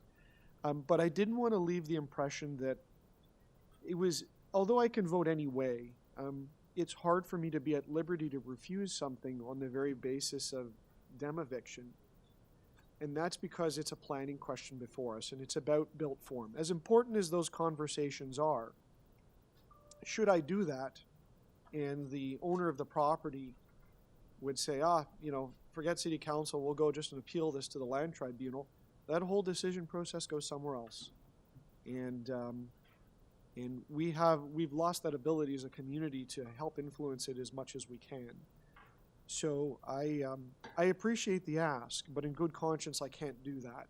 I'm here looking at the planning document before me and about the proposal, and knowing that there's nothing in this that guarantees whether it would be condo or rental. It just doesn't speak to that. It's the built form of the building, and there's lots and lots of reasons why that doesn't mesh with our vision of the future for this area. So I'll be supporting the staff report wholeheartedly, and I thank everyone for all of that work on this and for taking the time to come out and talk to community council about it. Thank you. Over to you, Councillor Morley. Thank you so much, Mr. Chair. I appreciate your comments, and again, want to echo my thanks to all of the tenants and area residents who've come out to share their experiences. Particularly, thank you to Beverly for sharing about your experience. Beverly, I'm glad you're okay. I'm glad you're on your healing and your neighbors have your back. So we're glad that turned out to be okay. But we appreciate it, and I think your story highlights some of the existing challenges in the community that is set for growth, that is changing fairly rapidly, including capacity of traffic, for example. We worked really hard with area residents to get additional changes along Burnhamthorpe Road, where we know has continued to be problematic in terms of that traffic impact. We heard about Islington Junior Middle School in the area, a school that's very well used and I believe at capacity as well. So my colleague, Mr. Chair, spoke about this as the built form proposal before us. And I was very very clear in my conversations with the applicant from the very beginning that this was not going to be an application that we'd likely be able to support due to the height and density proposed, because it does not fit in the village as it is. We know we had a big fight across the street with a 26-story building, and even that, feels out of scale for the community. So coming in at over 40 stories in a village community is not something that is in keeping with the vision that the city has for this neighborhood, and it's not something that I could support. So again, I want to just thank you all so much for the time and effort. And also a quick note on the issues around property maintenance. My team has been engaged, and we have heard from folks. We've been working closely with MLS as well. And as was mentioned, that is a separate issue from the proposal before us, but it is an important one that we want to continue to offer our support on, as you all deserve to see the building maintained and, have all of those things taken care of as they're meant to be. So please do, on that note, continue to keep us informed, CC us on those 311 requests, give us a call if you're having, property maintenance that's not being completed in a timely manner, and we'd like to continue to work with and support you on that in the short term. I will be moving the staff recommendations here for refusal of the application, and I do hope the applicant will come back and continue to work with city staff on a more reasonable application that will fit well with the community that we could all get behind. So that's the motion. I'd like to request a recorded vote, and again, appreciate everyone's time and attention on this particular file. Recorded vote on Councillor Morley's move to adopt the recommendations in the staff report. All those in favor? Councillor Crescent, Councillor Morley, Councillor Holiday, Councillor Nunziata, Councillor Perruzza. That item carries unanimously. That's the refusal. That's unanimous. Thank you, Madam Clerk.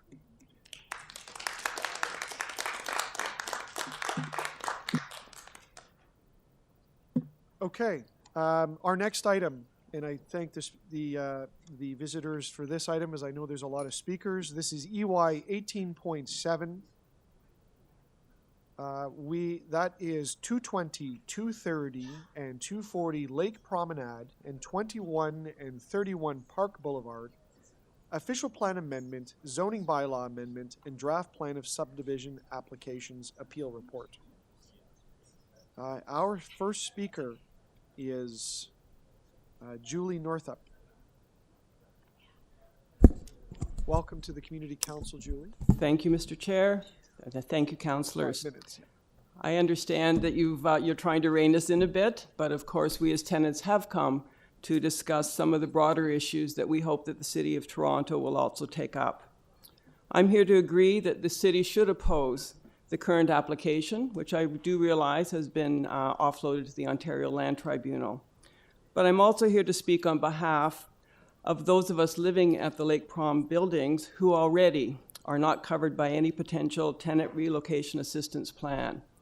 I know there are other deputations from our property addressing those people who've been long-term tenants there and against the destruction of a very vibrant community, which is at the heart of Long Branch. But we newcomers are also part of this community, and in fact are even more vulnerable to the displacement and disruption that will occur, depriving us of our human as well as our tenants' rights to housing. And this is something that I believe City Council should be addressing and taking up. We estimate already that 100 units, over 18% of the 548 existing units, already do not qualify for any compensation, since we moved in after the original application.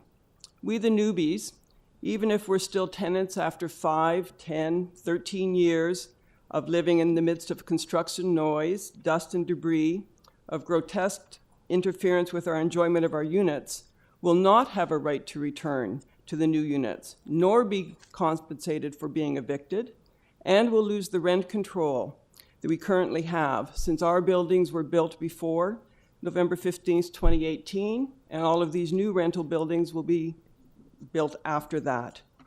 This will be a permanent loss of affordable housing for Toronto from the get-go. Even tenants covered by the application will not have rent control in perpetuity as they do now. They will join us in complete vulnerability as tenants in 10 years later. People ask, why move into Lake Prom if you know it's slated for demoviction? In short, as many other tenants have said here, there's a housing crisis. Vacancy rates in Toronto are 1 to 1.2%. What choice do renters have? I can tell you that there is little, if any, suitable rental housing in the community that I've lived in for the last 30 years. I spent 4 months looking for a new place after being evicted from my home of 19 years before settling on Lake Prom. The housing crisis is going to deepen as more people are displaced in this way. There is nowhere for them to go in Long Branch or South Etobicoke or in the Lakeshore. Last night on every rental site, most of the vacancies were for Lake Promenade buildings, meaning that this 18% that I'm talking about today, the 100 units at least that have been vacated, will only increase by the time construction starts. Affordable rental units don't exist now. And if somehow enough rentals come on stream in the next 3, 5, 10 years, again, by definition, there will be no rental controls on these new builds. There are 2 tranches of 90 units that will have to move into the neighborhood or move as part of this proposal. Landlords, as soon as they know that, are going to jack up rents of any vacant buildings because there'll be a sudden demand for these displacements. Those people will be uprooted and their lives disrupted for years. The proposed subsidy, even for those covered by the application, will not cover the true cost of the difference in rent between the affordable rates at Lake Prom and market rates in future. The talk about providing affordable housing in the application is a total smokescreen for escalating the housing crisis, not solving it, which is why it's a violation of our human and tenants' rights. The displacement and ripping apart of the Lake Prom community will be felt by everyone. Long Branch is already a community with all sorts of different types of housing. As I've described, the conditions are already laid for the loss of at least 20% of existing permanent affordable housing in these buildings. Right now, affordable housing is being destroyed at the rate of 15 units to each new build. And when I say again, without rent control and at unaffordable rents. We have people living in tents across from Lake Prom for the first time ever. We had 6 tents this summer. We have people that we know are living on Lakeshore Boulevard. Lamp had a number of tents this summer as well. The destruction and displacement of the Lake Prom community will compound this. Chapter 3.2.1 of the City of Toronto's official plan acknowledges that adequate and affordable housing is a basic requirement for everyone. At the end of the day, at the OLT, City Council is left to play a leading role to protect tenants and safeguard our right to affordable housing. I would like to ask, are there any other workable solutions? For example, is there any way for the city to help Lake Prom access federal money for cooperatives? If this case does go to mediation at the OLT, can City Council help protect us to truly retain as much affordable housing as possible for the greatest number of tenants in perpetuity? We must work together to ensure truly affordable housing remains in Long Branch, starting with vigorously opposing this application on all the issues. Thank you. Are there any questions of the speaker? Seeing none, thank you for joining us. Our next speaker is David Juliuson. Is David here or online? Ah, perfect.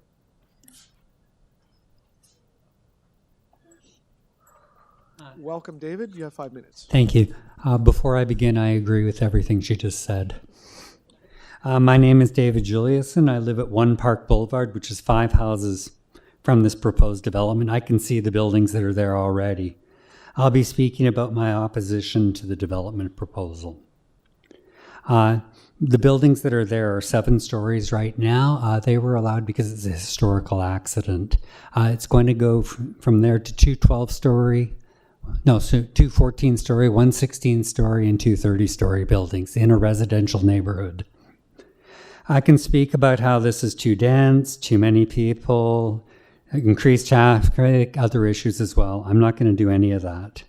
I plan to speak personally as a personal household owner who will be negatively affected by this proposal.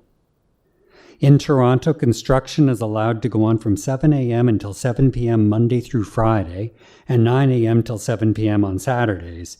Reality is trucks line up long before that time period. Construction people talk, visit until they're allowed onto the site. My neighbors and I are being asked to endure up to 13 years of this. The noise, the dust, our roads clogged, etc. It's unreasonable that we're being asked to endure this. I also worry that the buildings have asbestos in them. If so, how will that construction debris be taken away safely on small local streets through a residential neighborhood?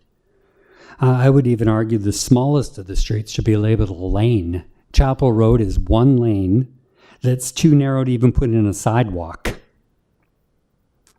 My reality is simple. I'm in my 60s now. By the time all the proposals and construction is finalized, I'll be a retired senior citizen. I'll be expected to endure this until my 80s. I cannot. This will have a major effect on my health. I have a diagnosed problem already with breathing. My lungs cannot handle the amount of dust that will be generated. I also have a medical sensitivity to noise. One of the reasons I moved to Long Branch is because it's a quiet and green neighborhood. It's gone if this happens. I am unwilling to endure this for the majority of my remaining healthy years. I love Long Branch. I've lived here since 2003, and I've been involved in the neighborhood. My reality, I'm going to take a huge financial loss if this happens and move. The buildings have already affected my neighbors financially. One of my neighbors tried to sell in the spring. He even had an offer. It was withdrawn when the prospective buyers walked around the neighborhood, saw the signs, and saw what was going to happen. There's no way they were going to put up that sort of money. At the latest Long Branch Neighborhood Association meeting, TDSB trustee Patrick Nunziata spoke. He stated, TDSB statistics stated the addition of 1,500 units will increase the school population by 44 students. I agree with them. What is being built is not for families and is not what our neighborhood wants or needs. They are not building for families or people willing to put down roots in our neighborhood. They are building one-bedroom investor units. The buildings have nothing for the community. There's not even a tuck shop that's going to be proposed here. I can see a large transient single Airbnb population living in the buildings. It is not the supportive community that Long Branch is now, and is not the sort of community I wish to live in. Finally, our neighborhood will need much better services, and that's you. You're going to be putting up the cash. Already, we have no sidewalks on Park Boulevard from Long Branch Avenue to 36th Street. We have a sidewalk that goes exactly 5 houses and ends at 31st Street, which has no sidewalk either, despite this being a community safety zone and also a way that children walk to school. We have no sidewalks on Chapel. We have no sidewalks on Lake Promenade, from Lake Promenade all the way to Mary Curtis Park. We have no sidewalk from the other side all the way to 28th Street. We already have an overcrowded library, a rapidly aging skating rink, and that's it. That's all we've got. When community meetings are held, including city consultations, we have to rent the Legion. The city will have to invest major capital in our neighborhood just to make up this. Finally, I'd like to say I'm insulted by this developer proposal. They played this nice little game. We had beautiful little meetings, and we all went. We ate the beautiful little cookies, and they just went right by us, right into the OLT. I am heartened by the recommendations from the start from the city staff that you are against it. I am also heartened that the deputy mayor here is also against this proposal. I hope that you will all follow suit not only here but at City Council and make it clear to the OLT. Thank you very much. Thank you, David. Any questions of the speaker? Seeing none. Thank you. It's okay. Councillor Nunziata has one. Yeah, I'm just looking through the report, and there was an in-person working group. Were you part of that? Oh, I was, yes. I was the representative for Park Boulevard. Okay, thank you. Anything else? Any others? No. Thank you for joining us. Our next speaker is Patty Pokorchak from Lake Promenade Tenants Association. Yes. Welcome, Patty. You have 5 minutes. Okay, let's be clear here. this development would destroy our community. Okay? Let's be totally clear. 10 to 15 years of a destruction and construction in the midst of a small residential community would be utterly destroyed. Can you imagine 30-foot towers in Rosedale or Bridle Path? That is what you are trying, that is what the developer is proposing. So obviously I'm against this. I am Patty Pokerchuk, and I speak on behalf of the not-for-profit Lake Promenade Tenants Association. Like many of my fellow renters, I am on the cusp of retirement, and I did not look forward to my 70s being in the midst of a construction zone. By doing this type of development, you just imagine trying to do this in Rosedale. We are 800 meters from my front door to Lakeshore Boulevard. There is no public transit that gets me downtown within an hour. I would love to take public transit, okay? My story is, in 2009, I returned to Toronto after 30 years away, and my best friend said, she's a realtor, she said, don't buy, just rent for a year, and just get your bearings back in the city. So I rented for a year, and that was 15 years ago. I fell in love with the community, I fell in love with my neighbors, we look out for each other. We are a community of 118 units in a 7-story building. You want me to move away from my beloved Lakeview, because that's one reason I never bought a condo, and go to this new road they're proposing is going to be the have and have-nots. All the renters go on above the new road that they're proposing from the one-lane pathway of Chapel into Park Boulevard. And it really will be the have and have-nots, okay? I'll give you stories, a couple of tenants that I've come to know. One is Elaine. She was 7 years old when she moved in 61 years ago. Her whole life, she's lived in that community. And she's in 21 Park, which is the first building to be rent evicted. She's never looked for an apartment in her whole life. And you're asking for her to lose her community, because as Julie said, there are no apartments around. And to find 97 apartments all at once is absolutely unfathomable. Marlene in 240, she's in her late 80s. She came to our community meeting in a wheelchair. She's been there for 54 years. Do you know what stress she's been under for the last 18 months? I never knew what ship housing was. You probably do. It's for people with mental health issues. They get subsidized housing. I never realized how many of my neighbors have that kind of housing. I had a much younger lady in her 30s cry on my shoulder because she was so upset because her housing was so unpredictable. I'd like to ask, in what universe does it make sense to destroy affordable housing to build more unaffordable housing? Really?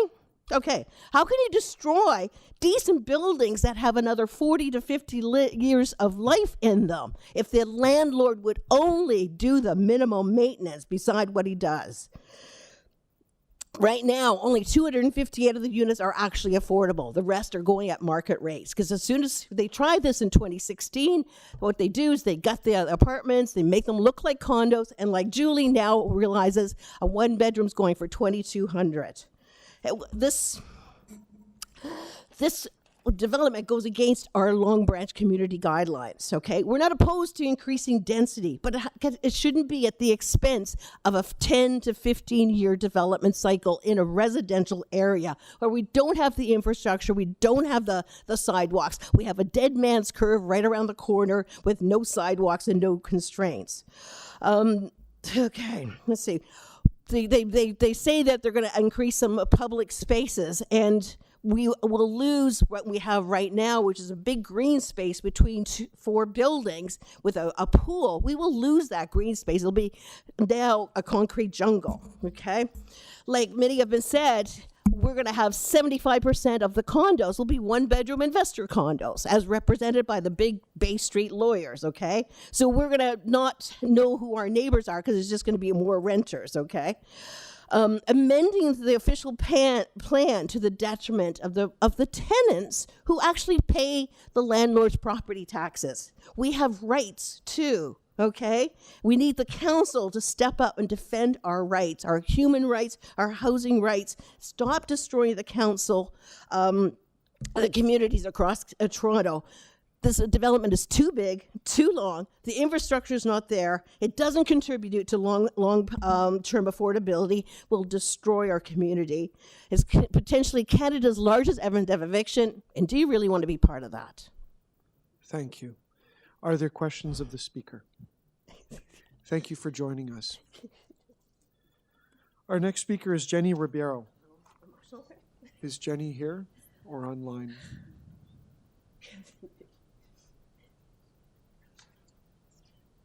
Hi, I'm here. Good morning, Jenny. Stephen Holiday, Chair of the Community Council. You have 5 minutes. Please begin. Okay.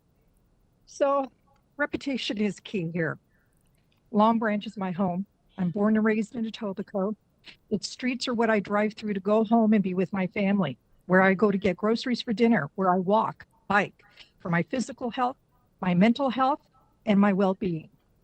Where the trees are tall and being protected from harm and destruction, the neighborhood is filled with standing and new people that are committed to the community, not transient. Where our children go to school, our residents worship, we work, we play. The shops, the restaurants, the library, this is where I live.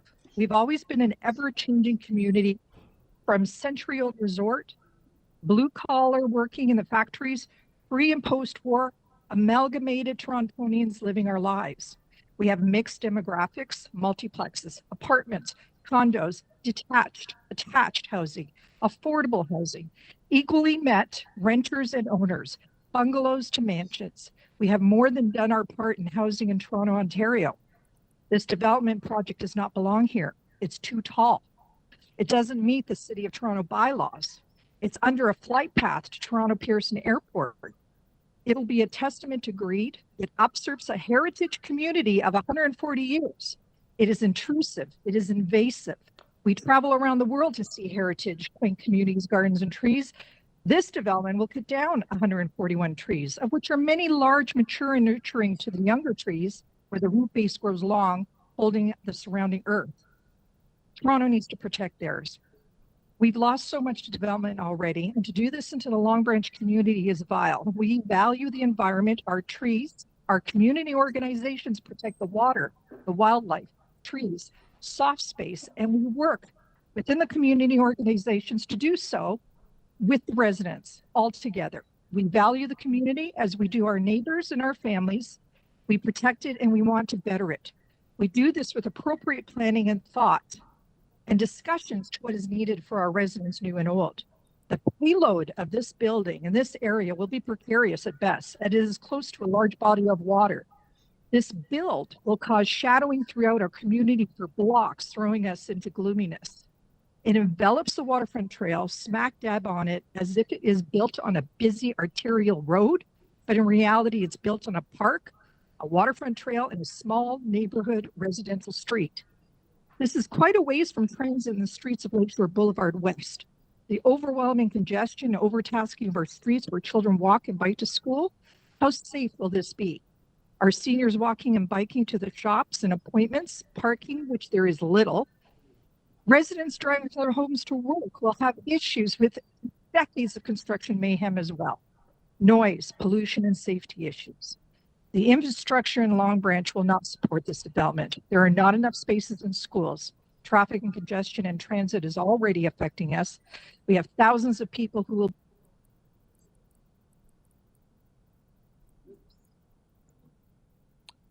Jenny, we've lost your sound. large development builds to Lakeshore Boulevard West in the near future. Taxpayers and residents will be left with the cost and problems that will follow tantamountly to me. The taxpayer is paying for developers' infrastructure upgrades. And we are left to deal with an overpopulated community. And how is that right? The people, we are not a number. We are human beings.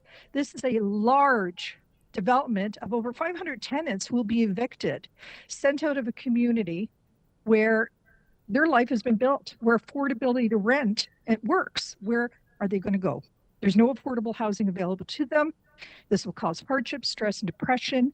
They will not return 15 plus years of construction to a first refusal that will be non-existent, to a rental they will not be able to afford, nor a condo they cannot buy. And even if they do come back, it will not be what it was.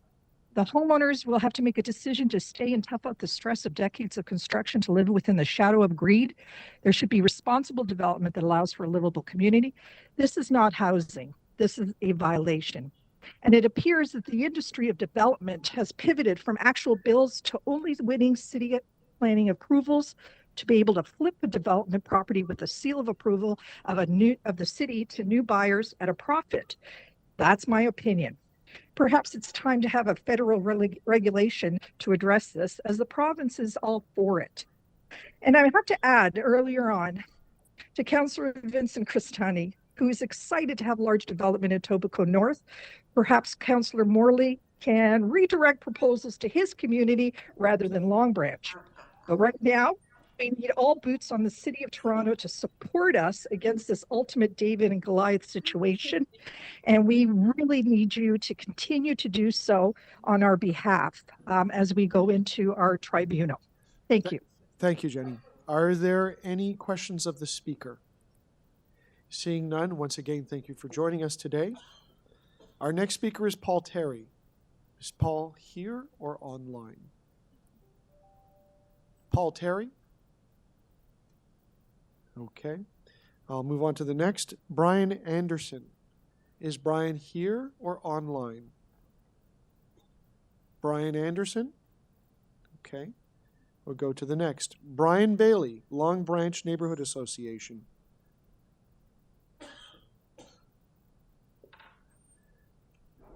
Good morning still, Brian. Welcome to Community Council. You have 5 minutes. Okay, good morning. My name is Brian Bailey, and I'm speaking on behalf of the Long Branch Neighborhood Association.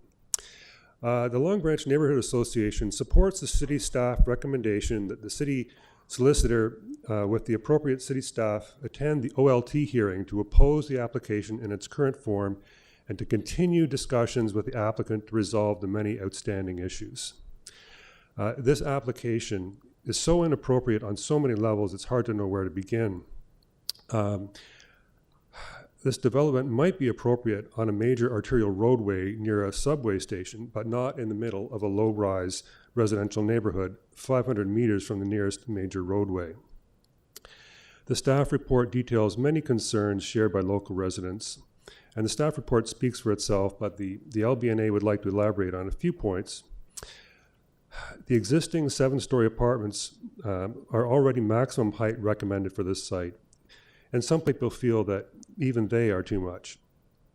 This would increase the number of units by more than 3.5 times, and it would more than quadruple the height of the buildings. A development of this scale would destabilize the neighborhood. The application meets its parkland dedication requirement, but not by enhancing the adjacent parks.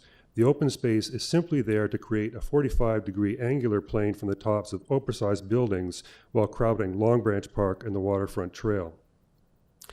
The setback from Lake Promenade might be appropriate on a major urban roadway, but not opposite a waterfront park on a narrow neighborhood recreational street that serves as the waterfront trail. Traffic and parking are major concerns. The site is accessed by narrow local streets. So after enduring 11 to 13 years of construction access up and down those streets with all the noise and dust that brings, the neighborhood will face dramatically increased traffic volumes and demand for on-street parking for many blocks in all directions.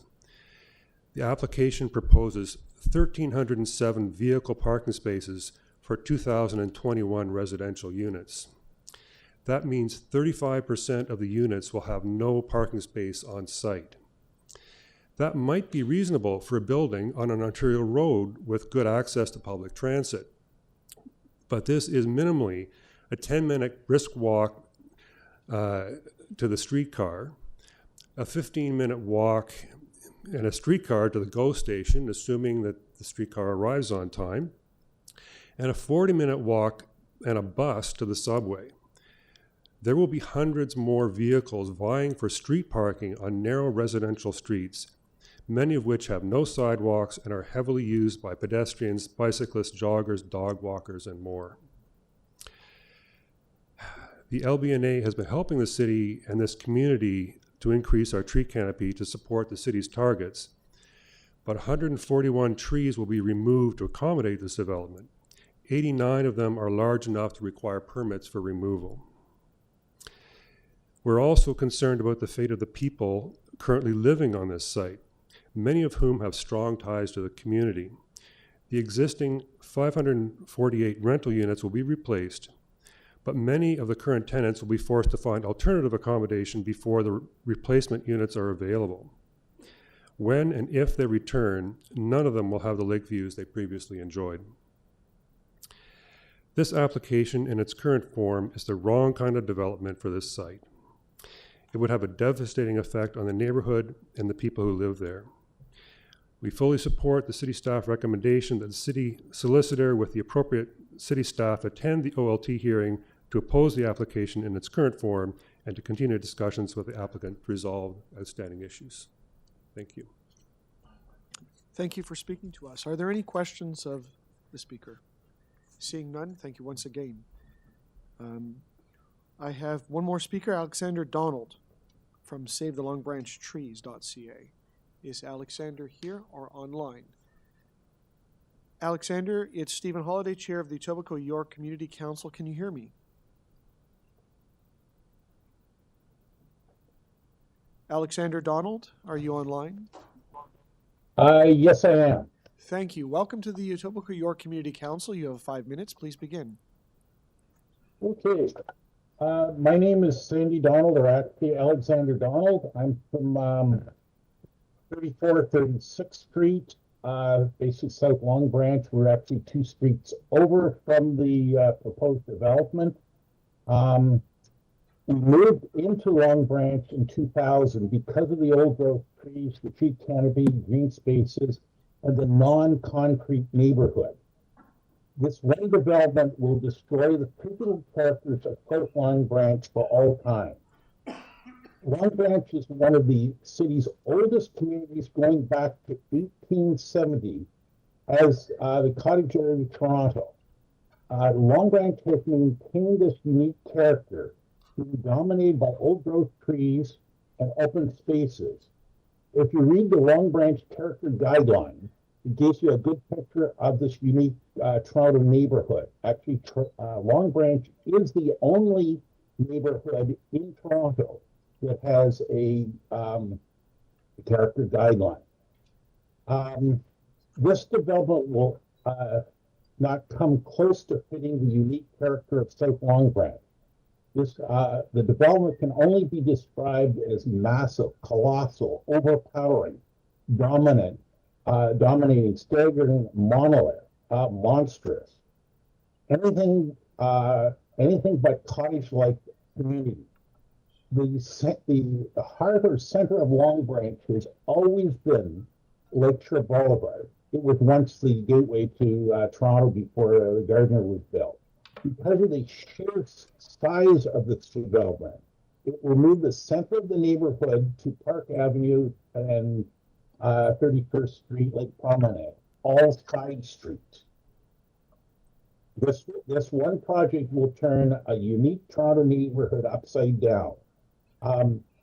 This is not long-term planning, but random building, contrary to the official plan or the provincial planning policy.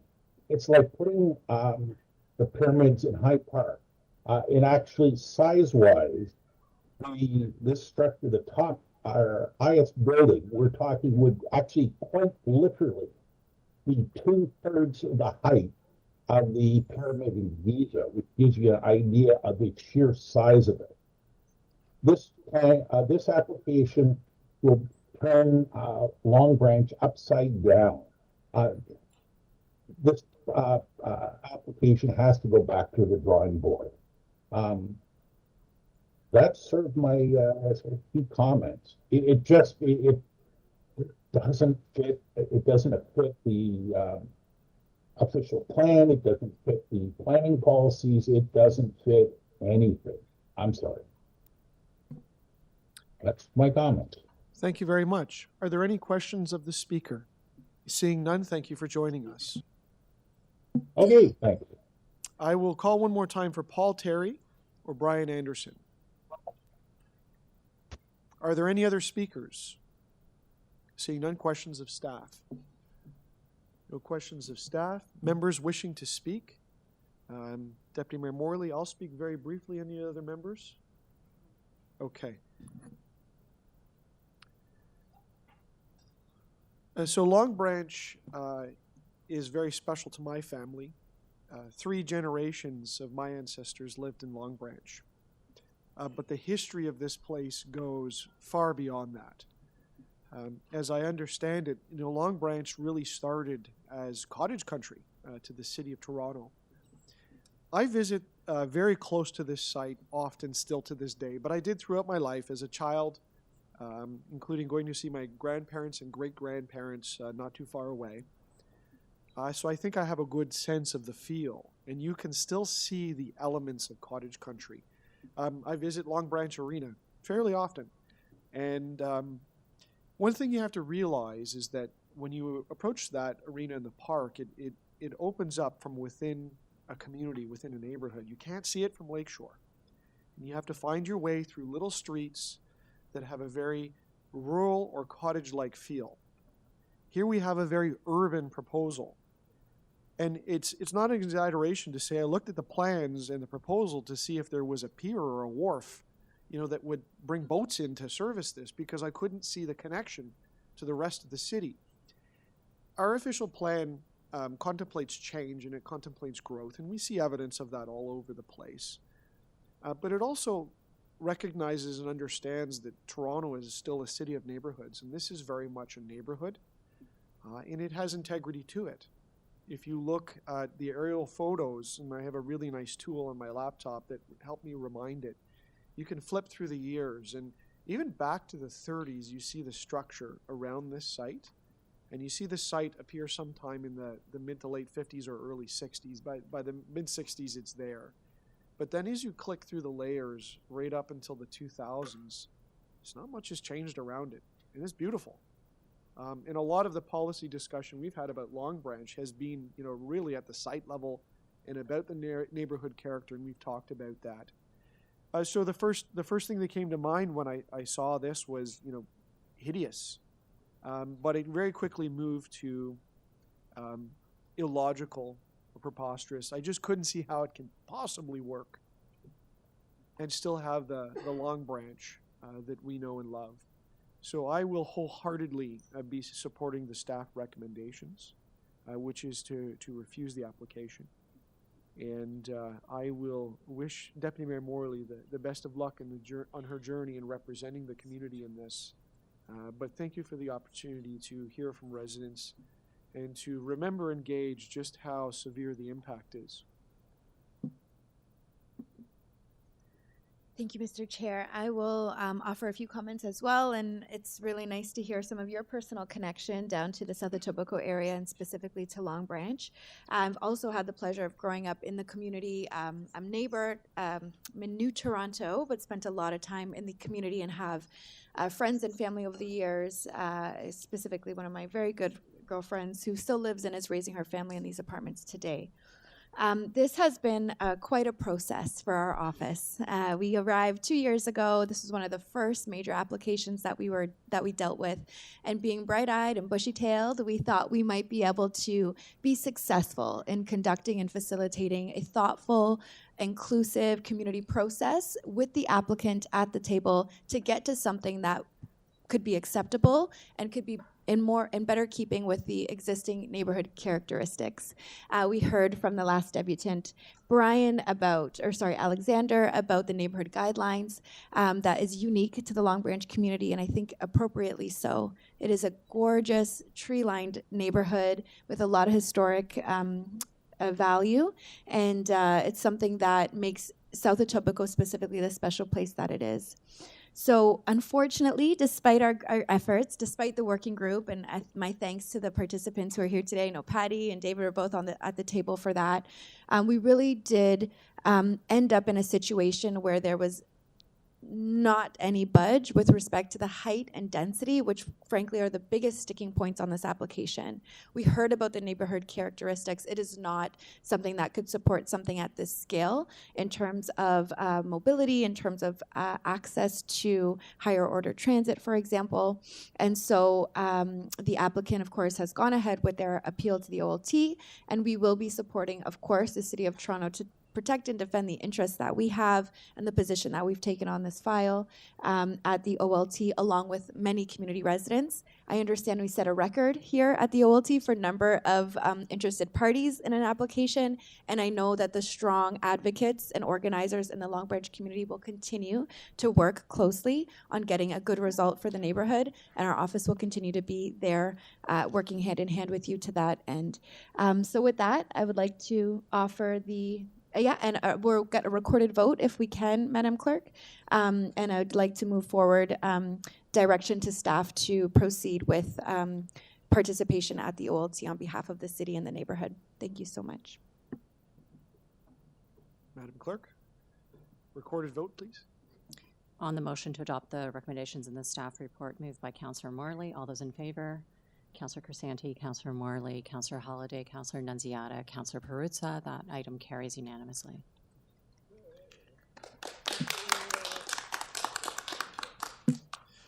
Members, we did set down an item that is EY 18.2. I'm going to recommend that we process that item. For those that are in the chamber, we still have quite a number of speakers and items to go through. So we will take lunch at 12:30. But let's get back up to EY 18.2. That is 2422, 2428, and 2434 Islington Avenue, official plan amendment and zoning bylaw amendment application and decision report. There was a speaker, Stella Guzman. I understand that Stella may be available online. Okay. Advice from the clerk that, is there anyone else wishing to speak on this matter?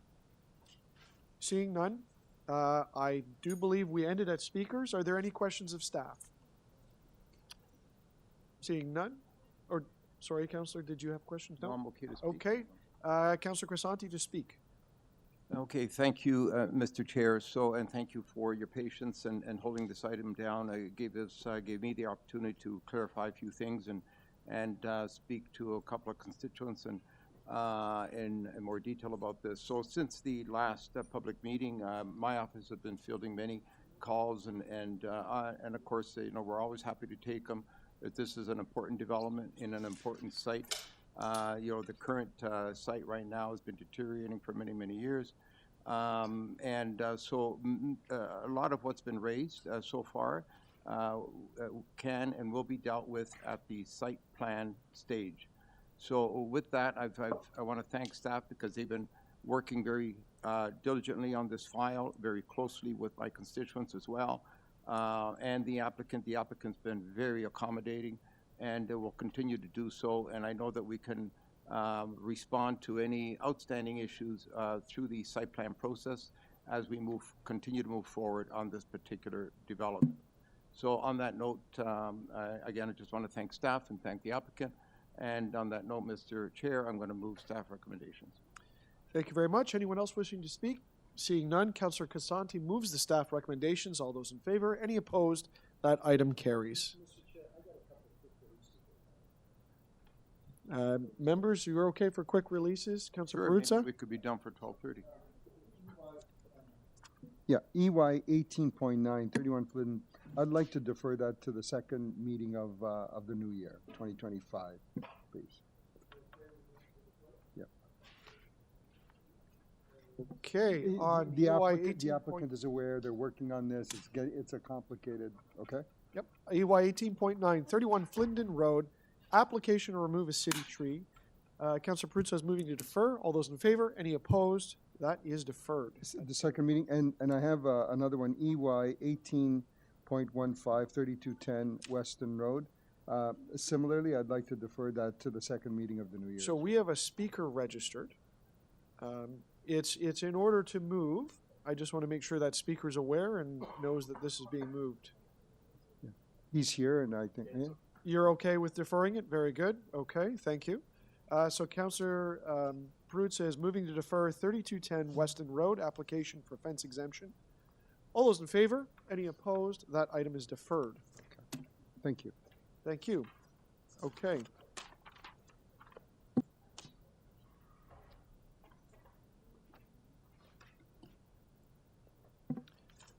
Just want to make sure we got a point of clarification. Thank you, good catch. You mentioned it was the second meeting in the new year. I think the date was the 1st or the 2nd. Do we want the second date in the new year? Yeah, I want the second date in the new year. Yeah, please. That's the point, right? The point is, you know, the holidays. Well, all of these require some work. Yes. Yeah. Okay. Let's reopen. Okay. Motion to reopen to reconsider item 9. We'll make that change to the second date. All those in favor of reconsideration item 9? Carried. That's now open. So what's the date? February 19th. So that's going to be deferred to February 19th. All those in favor of that deferral? Any opposed? That carries. Also, motion to reconsider EY 1815. All those in favor? Any opposed? That carries. That would be also to the February 19th date. That's your motion, Councillor? Yes, it is. Yeah. All those in favor? Any opposed? That carries. Okay. Thank you, Deputy Mayor. Good catch. Thank you, Madam Clerk, for your grace. Okay. Back up to EY 18. I'll just let folks know where we are in the order. We have 1, 2, 3, 4, 5 items remaining with speakers. We have 1 item without speakers. Each has 1 speaker with the exception of 1 with 4.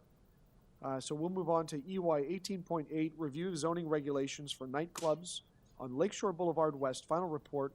We have 1 speaker, Brian Bailey. Is Brian here? Yes. Welcome back, Brian. So you have 5 minutes. Okay. Again, I'm speaking on behalf of the Long Branch Neighborhood Association. A year ago, the community raised valid concerns with the city's proposal to permit nightclubs on Lakeshore Boulevard West. Since then, feedback received through the city's online surveys and consultation sessions in 2024 was predominantly in opposition to nightclub permissions along Lakeshore Boulevard West due to concerns about public safety, noise, and lack of effective enforcement from the city. These concerns have not been addressed, and the Long Branch Neighborhood Association objects to the recommendations in this report to proceed with permitting nightclubs in Long Branch. Having a night economy in Toronto is a good idea, but where it is located is critical for success. There is not a one-size-fits-all. Long Branch has a few entertainment venues, Sloppy Joe's, Legion 101, Southside Johnny's, and Timothy's, that support live music, and they are an important part of the community and also patronized by the local community. But the establishments that have live music are not nightclubs operating until 2 a.m. or even up to 4 a.m. through requests for extensions by club owners.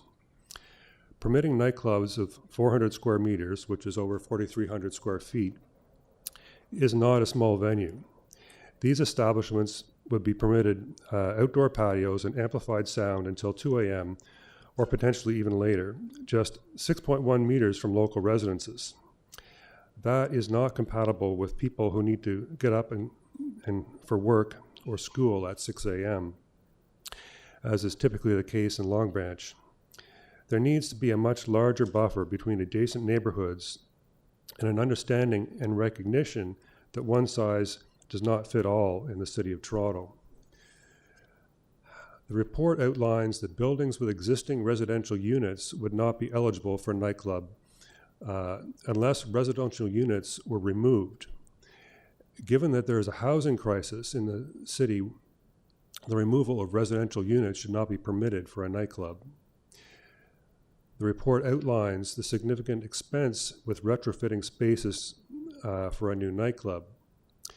Given that the majority of the community does not support nightclubs on Lakeshore Boulevard West, and the clear incompatibility with nearby and adjacent residential properties, it can be predicted that with any new nightclub will face an onslaught of complaints from residents whose sleep would be routinely disrupted.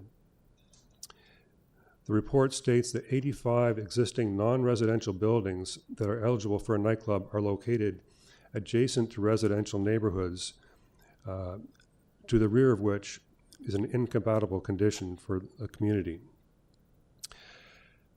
How will the city shut down and remove nightclubs that are subject to multiple and ongoing complaints? This has not been addressed through the recommendations for monitoring outcomes and puts the onus on residents to lose sleep and spend a significant amount of time with the complaint process. The report before Etobicoke Community Council does not acknowledge that Lakeshore Boulevard West is different than other avenues in that there are industrial areas very nearby on public transit and closer to subway stations that would be much more suited to nightclubs than adjacent to residential properties where children need to get up early to go to nearby schools and parents and adults need to get up early to go to work. Late night loud venues like nightclubs are incompatible with this community, and we would request that Etobicoke York Community Council not permit these licenses for nightclubs on Lakeshore Boulevard West. Thank you. Thank you. Are there any questions of the speaker? Seeing none, once again, thank you for joining us. Questions of staff, Councillor Morley. Thank you, Mr. Chair, and thank you to staff. Thank you, Brian, for the deputation and for your ongoing advocacy on behalf of the neighborhood. To staff, we heard from the deputant about a majority of participants in the public engagement process on the Lakeshore specifically that we asked for are not in favor of this proposal. Can you talk to us a little bit about some of the mitigating opportunities here as it relates to opening up a potential nightclub? What would be required and how will it be monitored? Through the chair, I can talk about the zoning permissions, but as far as the implementation of zoning permissions, I think you're asking about some of the licensing requirements, and I believe there's a member from Municipal Licensing and Standards online that can answer that question. Thank you.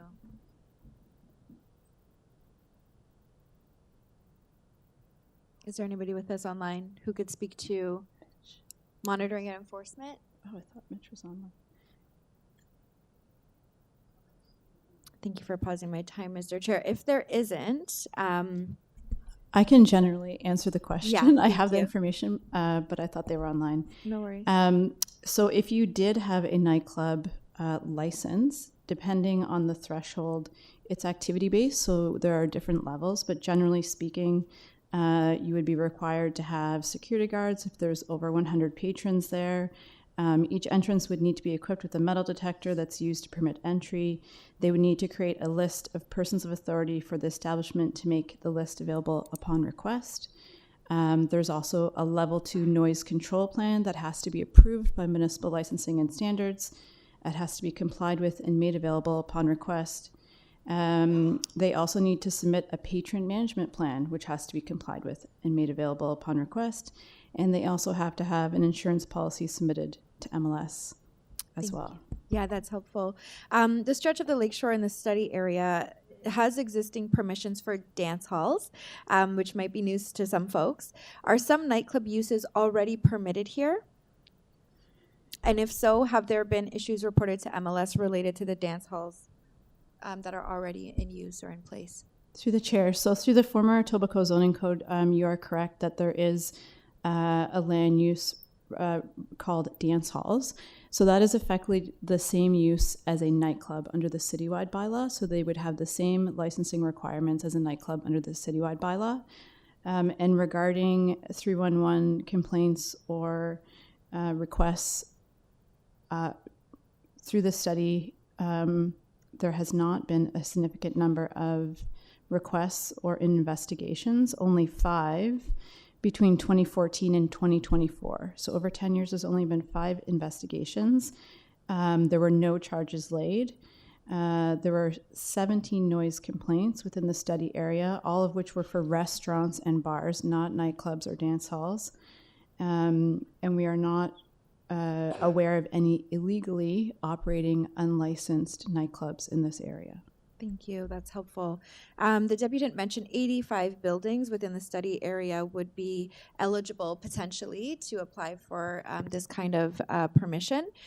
Can you let us know what percentage of the overall study area that represents? The 85 nightclubs is approximately 16% of the study area. Okay, that's helpful as well. Thank you. And then my final question, again, I don't know if anybody from MLS is online or in the room, around enforcement of issues with nightclubs. What resources are currently in place to support this?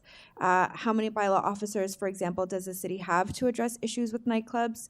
And will they be working in evening and nighttime hours when the potential concerns will be arising? So this is definitely a question for MLS, which I think, I don't know. We have bylaw officers here that can help answer this question, I think. Thank you.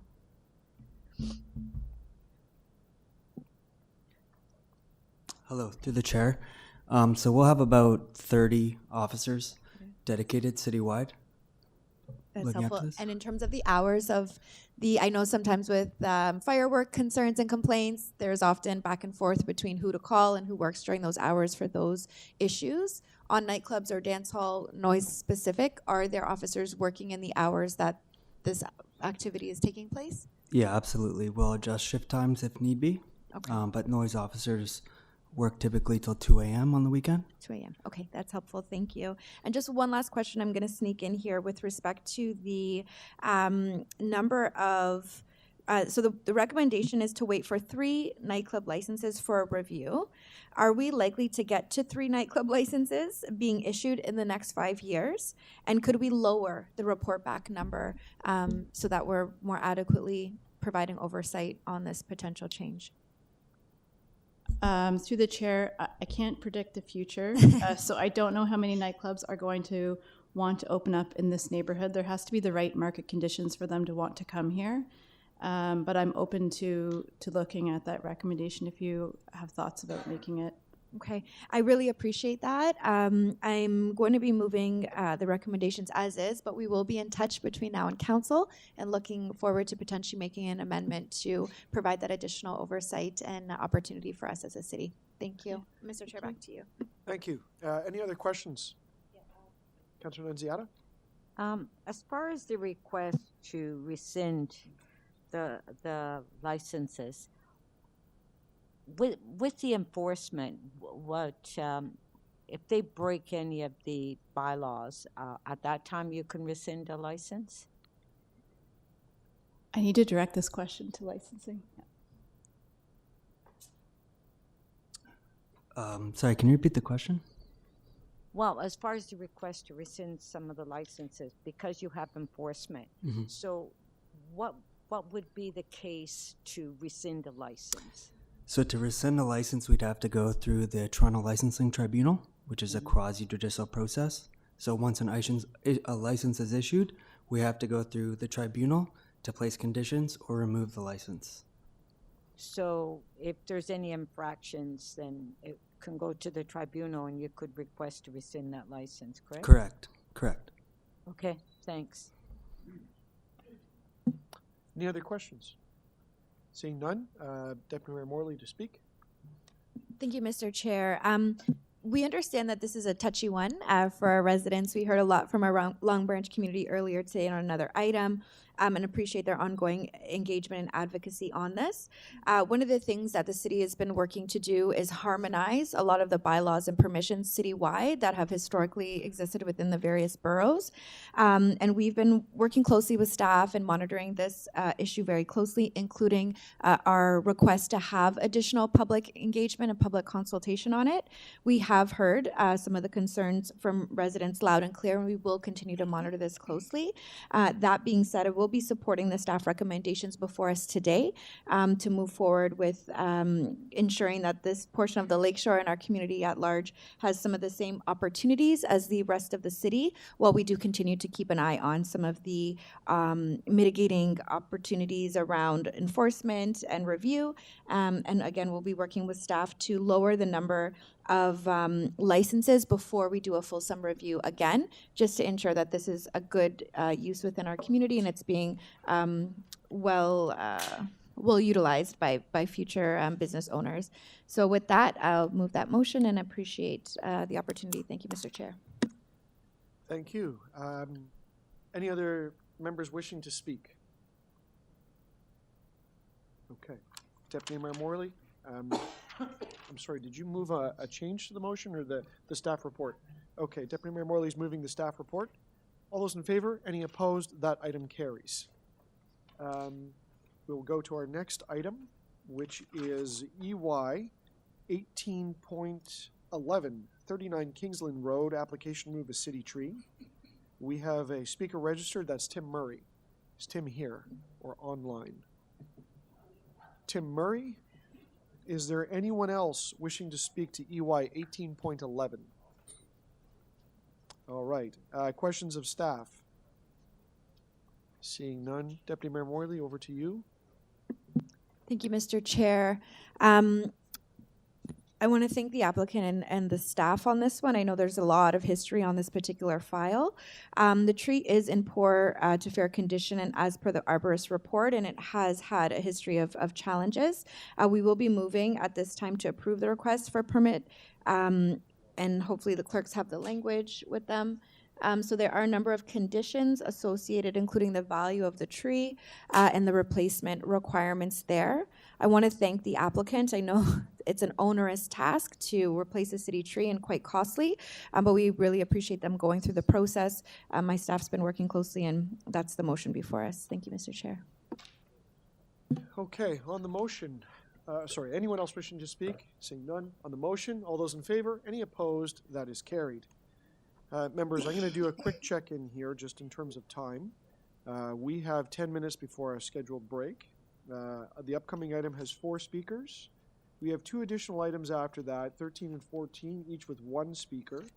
And we have 1 or 2 items left with no speakers. What's the will of council? Do you want to push through these or do you want to break for lunch?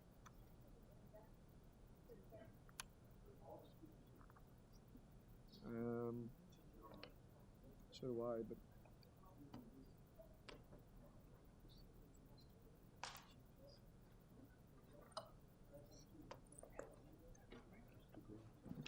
okay. I think the advice is to break at 12:30. All right, so we'll begin. We'll begin our next item, EY 18.12, which is 10 Golf Crest Road, application for fence exemption. I have 4 speakers listed. Our first speaker is Cynthia Kasabian. Cynthia, here or online?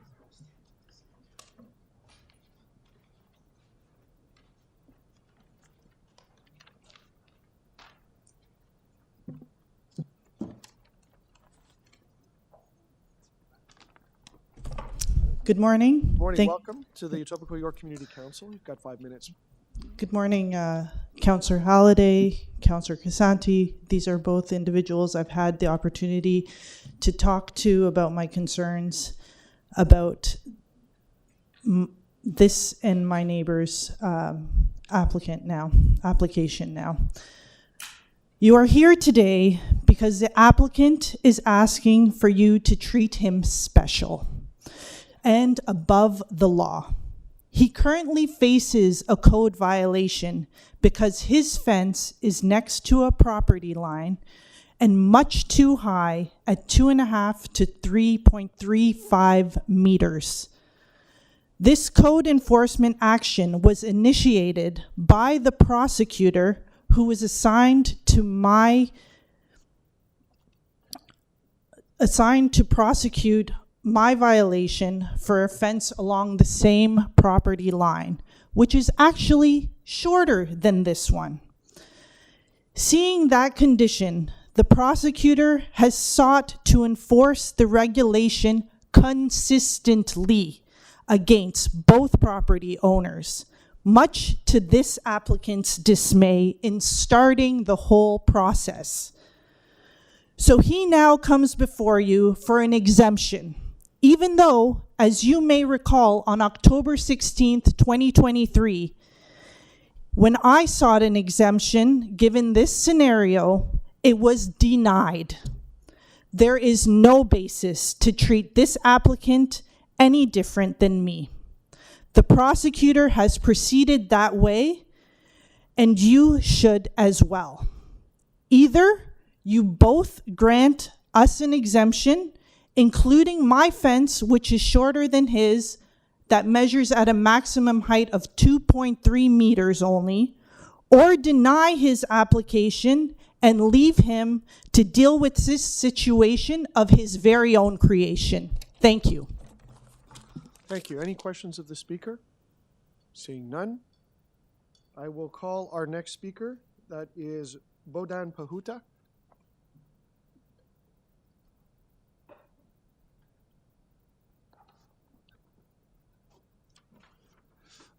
Chairman, I had asked if I would be allowed to speak last, and I think your administration may have made that request. Is that possible? So I have the list of speakers in the following order, and I'm going to adhere to that. Okay. Please proceed. Okay.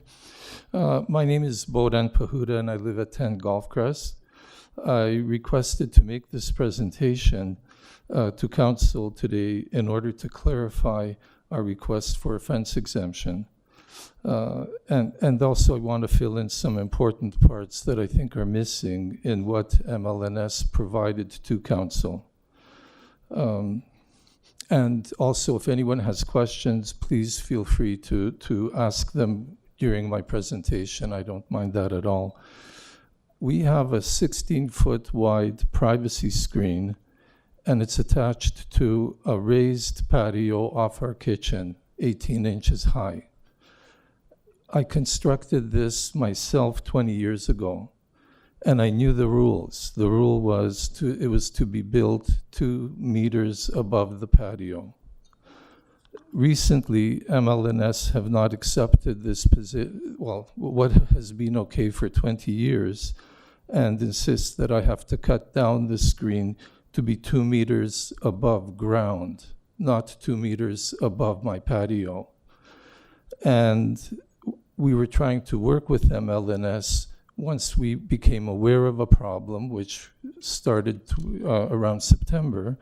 And while trying to work with them, I believe, and I submitted additional information to council last week, I believe that the MLNS are prepared to let us either cut the screen off and reattach it on top of our raised patio, or extend the existing patio by 2 feet. And you have pictures, I think, that you've seen regarding this, and then cut the screen and put it again on top of the raised patio.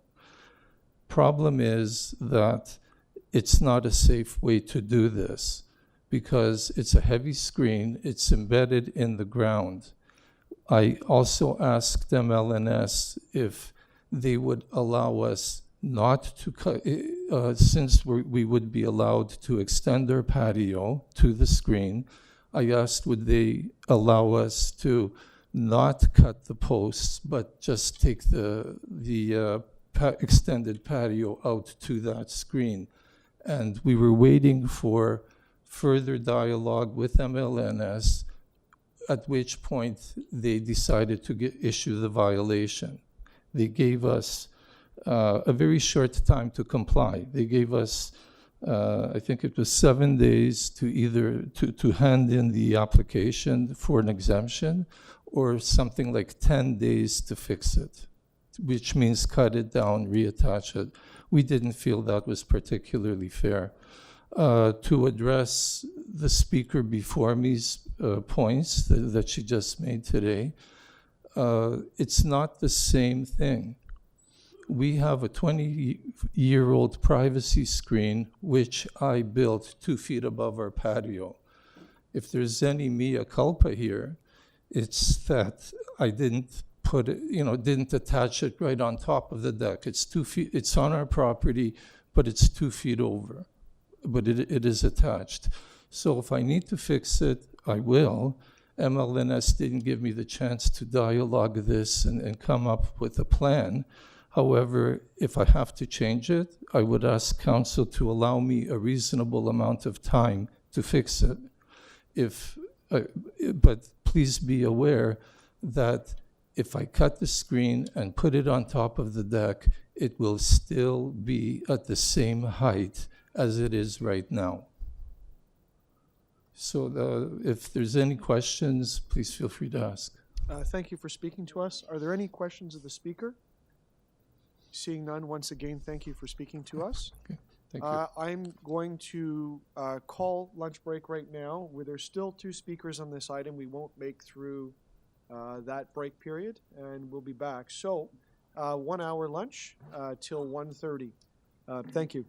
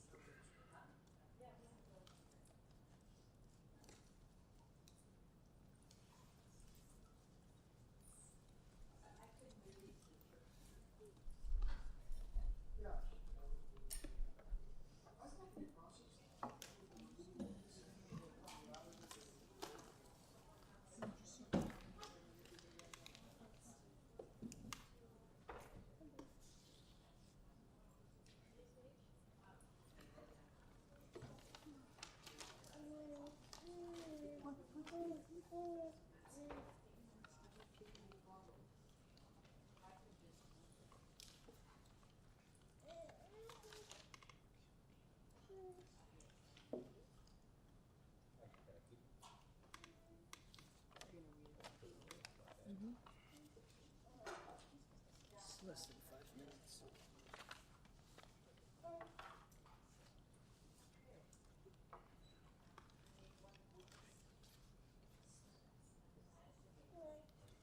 Who's the others?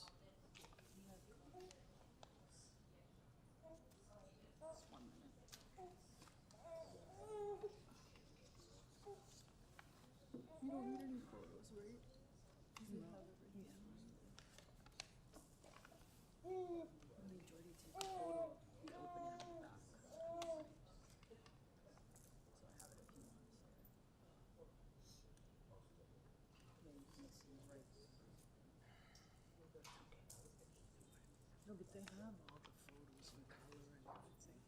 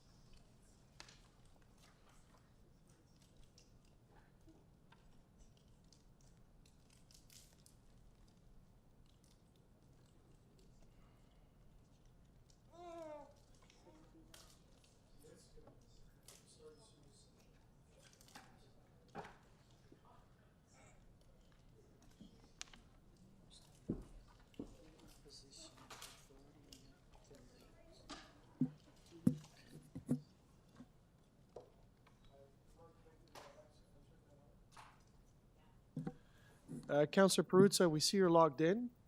Clerks have asked if we could do a camera and audio test.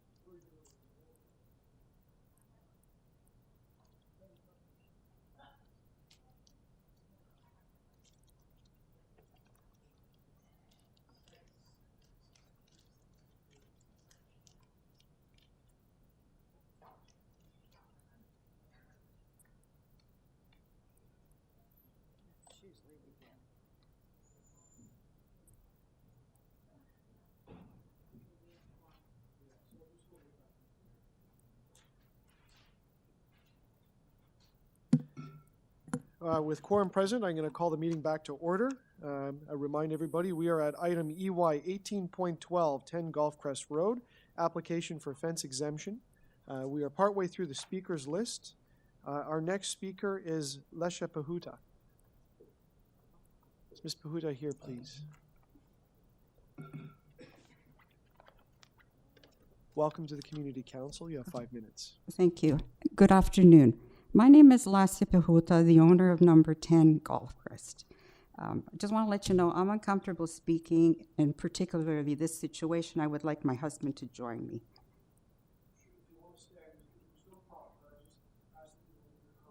Okay. Yeah, we have tried to talk to the point and not about the history. We have lived here for 35 years. My husband is a CPA and I am a retired pharmacist.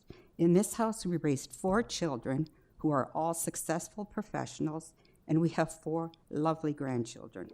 Until recently, we always got along with all our neighbors.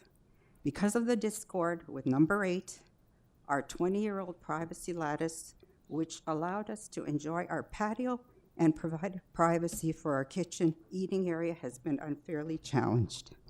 It is not a fence. It is a 16-foot wide privacy screen built 2 meters above our raised patio. Recently, we attached a 2-foot wide lattice panel to block the neighbor's spotlight/camera from shining directly into our kitchen.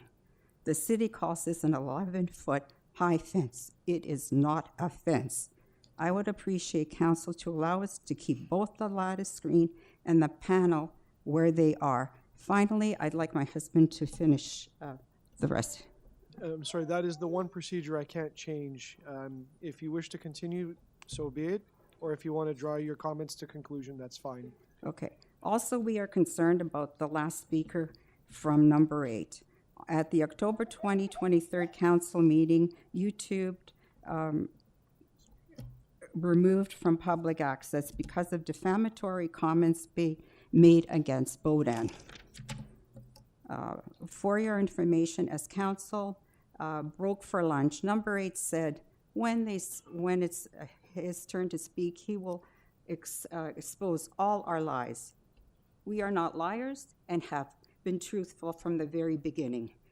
If council has questions after number 8 speaker, please let us speak to those. Let us speak to those points. Thank you. Thank you. Are there any questions of the speaker?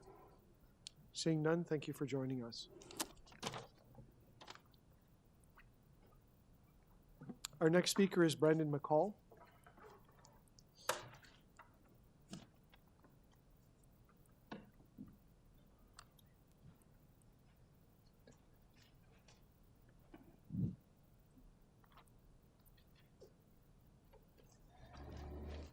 Welcome, Mr. McCall. You have 5 minutes. Thank you. So last year, we sought a fence exemption. Gary Gill, in the notes, found our fence to be 1 3/4 inches too tall. That's in the PDF. Mr. Pehuta spoke passionately as to why we should not have a fence exemption, and it was denied by council. I have to be very careful with what I say here today because after the last meeting, my wife was served with legal documents that Mr. Pehuta intended to sue her for slander. And as far as we know, that lawsuit is still ongoing. So what I'm saying here are my opinions and my feelings, and I guess this may be presented to a judge at a later date. So the comment that was just made about the lie, basically at the previous meeting, Deputy Mayor Morley, I believe you asked if there were any topographical differences between the 2 properties. You asked that to Mr. Pehuta, if I recall correctly. And I was excited. I thought it was a very good question. Maybe one day you'll be the mayor. And as far as I recall, he paused and then said, no, there are no topographical differences, which is odd because most properties do. And of course, today we've heard all about now the raised patio, the large, substantial raised patio on his side that necessitates a privacy screen and a fence exemption, contrary to what the prosecutor wants. So that's really what that comment was about. I didn't mean to disrespect anyone in our community or my neighbor, but that's what that comment was about. So just a little bit of context. I know Lasia just spoke about how she's got along with everyone. I have a note from Justin Mullen, inspector from Toronto Fire Services. They've been to our property 16 times. They've been called 16 times when I've been grilling. I have not been issued a single ticket or citation. In the words of one bylaw officer, Mr. Pahuta has weaponized city resources. My downspouts have been inspected 3 or 4 times. My grade has been inspected. My security cameras have been inspected, which I installed because the man was a nuisance. So here we are. He got some traction with our fence being 1.5 inches too tall, or excuse me, 1 3/4. We hired a guy from the Yellow Pages, 1-800-FENCES, lovely Ukrainian man. He built the fence. We never told him to make it extra high. We knew that these people would come after us. So we even said, make sure it's compliant. But, you know, again, topographical differences. So we were denied. And now he seeks his exemption. I'm exhausted. I got 2 kids at home. I'm completely exhausted. We're also facing a $100,000 fine. We're going before the courts because although our fence was 1.5 inches, or excuse me, 1 3/4 inches too tall, Councillor Halliday asked us to make it 6 inches lower. So the math just didn't work, and given the animal, pardon me? Excuse me? So there'll be a copy in your photos, right? Councillor Peruzza, can we get a mute on, please? We've stopped your time. Oh, thank you. Just make sure that technology's covered off here. He's muted? Okay. Please proceed. Okay. I know I'm being a little bit long-winded, but I have, I guess, 5 minutes. But let me just consult my notes here. Okay, we've got fire department, the police, weaponizing city services, topographical differences. So yeah, we just didn't want to lower it 6 inches. I've actually lowered it 1.5 inches, so the fence is compliant at this point. And I think what my wife and I want is just the same equitable thing. If you're going to give him an exemption, then we would like to have a fence of equal height, or deny the exemption as ours was denied. That's pretty much it. And we also want to live in peace and harmony with our neighbors. I know it's come so far. Our preference would just be to not talk to each other, to not serve each other with legal documents from downtown law firms. Yeah, and just live and let live and respect each other's kids and our gardens and things like that. And hopefully today we can get a little bit of a resolution and move on with our lives, because actually my wife and I, we have 2 little kids. We both work. We're not retired. We do not have unlimited time to devote to minor bylaw infractions and things like that. That's all I have to say, and if there's any questions, I'd be happy to answer them. Thank you. Any questions of the speaker? Seeing none, thank you for joining us. I'll check, are there anyone else, is there anyone else here wishing to speak to this item? Seeing none, questions of staff? Members wishing to speak? Okay, I'll speak very briefly. I will move the report recommendations, which is to deny the application. Like in the last case, there's nothing pleasant about doing that. Members of council, I know detected then and probably detected now, there's a lot going on in this particular case that is well beyond offense exemption and well beyond this chamber.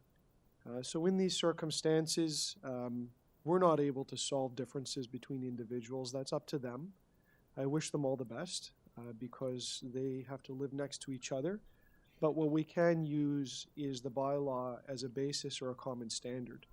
And so I will ask number 10 Golf Crest to bring the lattice structure, the fence, into compliance. And that the way to do that is the refusal of the application. Again, I wish the parties all the best and a way to find resolution and healing.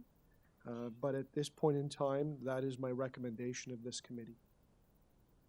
Thank you. On the, anyone else wishing to speak? Nope. Okay. On the item, the staff recommendations, all those in favor? Any opposed? That is carried.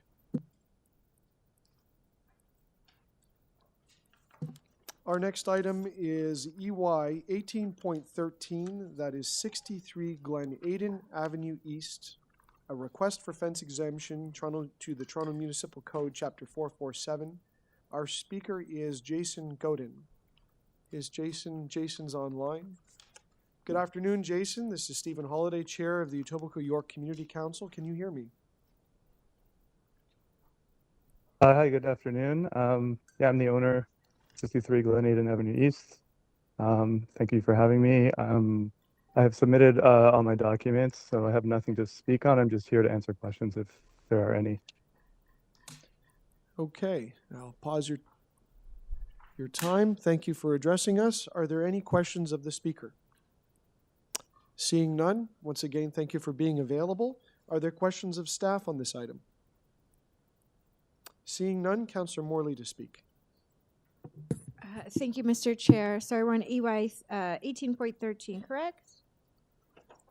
I just want to make sure I'm on the right one. EY 18.13, 63 Glen Aiden Avenue East. Perfect, thank you.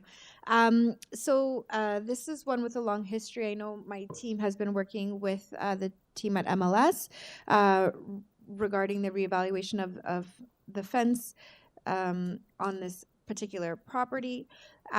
We will be approving the fence exemption, and I believe clerks should have the language for that. So moving to grant the application for a fence exemption permit to the property owners of 63 Glen Aiden Avenue, allowing the property owner to erect and maintain a wood fence on the east side of their property. So the rest is there. I'll consider it read, and that's the motion before you, Mr. Chair. Thank you. Anyone else wishing to speak? Seeing none. This is a single vote, right? Okay, so on the recommendations before us, all those in favor? Any opposed? On Councillor Morley's recommendations before us, all those in favor? Any opposed? And that is carried. Okay. That exhausts our speakers list. I'm sorry, thank you.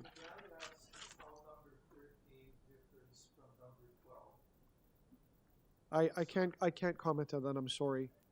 Our next item is EY 18.14, 578 Rustic Road, application for fence exemption. Our speaker is Emily Raimondi. Is Emily here? Yeah. Great, thank you. Welcome, Emily. You have 5 minutes. Good afternoon, Chairman and Councillors. I'm the owner of 578 Rustic Road. The argument for maintaining the current height of the fence around on the west side of my property, which exceeds the standard regulation, is based on several critical reasons related to privacy, security, and safety. Firstly, my home is situated on a corner lot, which inherently subjects it to increased visibility from multiple angles. Without the current fence height, the entire street, including the sidewalk, the road itself, and the north part of Jokeda, would have an unobstructed view into my home. This exposure severely compromises my privacy, as the family room, dining area, kitchen, and hallway are all visible from the outside. Consequently, we are unable to let natural light or sunshine into my home without sacrificing my privacy.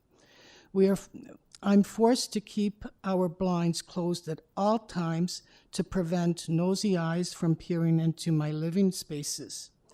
A fence height less than what is currently installed would not provide the necessary privacy that we have every right to enjoy. Secondly, the security concerns are paramount. During the construction phase, my home, and even afterwards until we installed the security cameras, my backyard and walk-up became a frequent route for individuals attempting to break into my home. In fact, during the construction, intruders broke in and stole significant amounts of tools from the various contractors. The current fence heights acts as a necessary barrier to prevent such incidents from recurring. Moreover, the fence is crucial for the safety of myself, an elderly, residing in the home. Without it, I would be at a heightened risk of break-ins and would have to deal with undesirable using my backyard as a hiding spot or escape route from the police after many attempts to break into the cars in my neighborhood.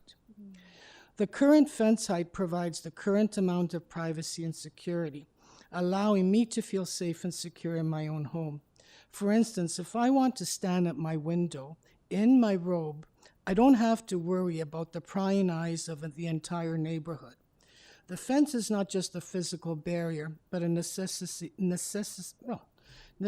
measure to ensure our safety, security, and peace of mind. Furthermore, the financial implication of removing the aforementioned portion of the fence are indeed severe. Given that I'm elderly, on a pension, having to pay a contract fee of a minimum $4,000, which is what I was quoted, will be a massive financial burden on myself. Seeing it is I'm a single income household and my pension is nowhere near enough to incur such a cost. In conclusion, the unique circumstances of my property, including its corner lot location, the history of security breaches, justify the need for a fence site above the normal regulations. This deviation is essential to protect my privacy, ensure my safety, and maintain the security of my home. I respectfully request that the court or the council consider these factors and grant permission for me to retain the current height. Thank you. Are there any questions of the speaker? Councillor Nunziata. Yeah, hi. Hi. How are you? And, Okay. So previously, before the fence was put up, it was just open, correct? No, it was entirely covered from the rear all the way down Chiquita, right up to the electrical pole with 10 feet and above trees and bushes and shrubs. So it was never exposed. Oh, okay. It was always enclosed. So the reason you erected the fence is for privacy because you are a corner lot Yeah. and Yeah. Okay, thank you. Thank you. I did want to ask a question. So one of the bylaw requirements is to have open fence construction when you're close to someone's driveway. Did you understand that from the bylaw officers or any of the interaction that you've had, that the fence comes really close to your neighbor's driveway? So if they're backing out, they can't see. No, they have ample room to secure a safe maneuver. It doesn't block their view, obstruct their view. It doesn't impede on anything whatsoever. So the requirement is to set back the fence or have open construction within 2.4 or 2.5 meters of the corner of the driveway and the property line. Do you have any concerns about that, or do you acknowledge that that could be in this case an obstruction? Again, because there's so much like from here to there for when they're backing out, I don't see it as an obstruction. So for me, given that when just 3 weeks ago, we had an incident when someone ran from Jokeda. They went into that neighbor's driveway. They jumped over their little retaining wall, and they exited from my backyard in between my house and my immediate neighbor. And then they broke into the cars. So we have problems with the people from the park right immediately across the street from me, and other issues that affect me, but my fence in itself does not affect, like I said, or impede or impose on any of the neighbors whatsoever, even the ones behind me who would want to come out from their driveway, because there's at least over 6 to 7 feet that they can do so safely. So before you installed this fence, Oh, there was much more. There was all the trees that's what would have impeded their view, but no one ever complained. there was a fence there before, was there not? Pardon? Was there a fence there before? There was about a 5-foot wooden fence that was, that was engulfed between trees on the right and trees on the left. So you never even noticed that there was a fence. I noticed that there was a fence when they started to take those trees down. But otherwise, for the last 30, 40 years, they've had all the mature trees from where the garage ends up to where that neighbor, my immediate back neighbor is, and going across, it was always treed. From where the garage starts to right where the hydro pole is, it was massive shrubs or bushes that were over 10 feet tall. You have the pictures there that will show you exactly the description that I'm giving you now. Thank you. Okay. Any questions of staff? Okay, I'll check. Yeah, are there any other speakers in this item? There's no one on the list. Nope. Okay, thank you. Any questions of staff? Question to staff.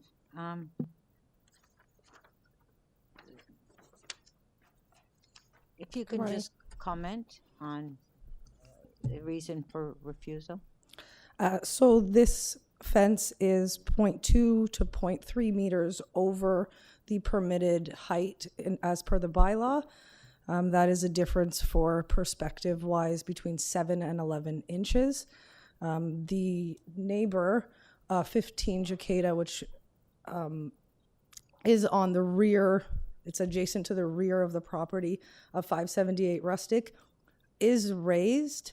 So in terms of sight line, they also have a double wide garage as well, and we do have no complainants with respect to this issue through MLS. Thank you. Do you want to speak? Okay, go ahead. I'll speak after.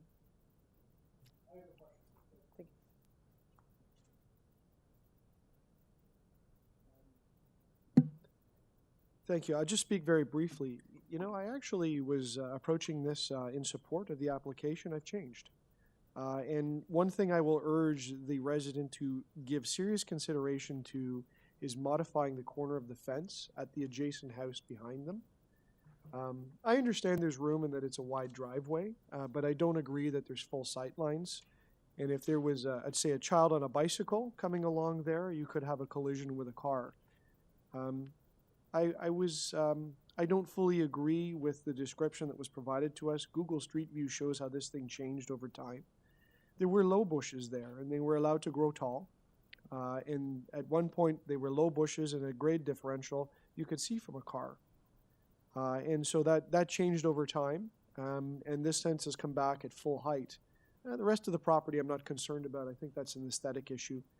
And as I said, I think it's close. It's not a number of feet, but I was a little bit disappointed to see a lack of acknowledgement of that issue. So I hope the owner gives serious consideration to that, even removing a couple of boards so that you can see through, as I just think it's a safety issue. And so for that reason, I have changed my stance on this. Thank you. Okay, I have a motion to approve the exemption. Being a corner house. And I don't, yeah, there it is there, to grant a fence exemption to the property owner of 578 Rustic. So I've been there, and I don't think it has, when the neighbor drives out of their driveway, that there's a site issue. So that's why I'm supporting the exemption.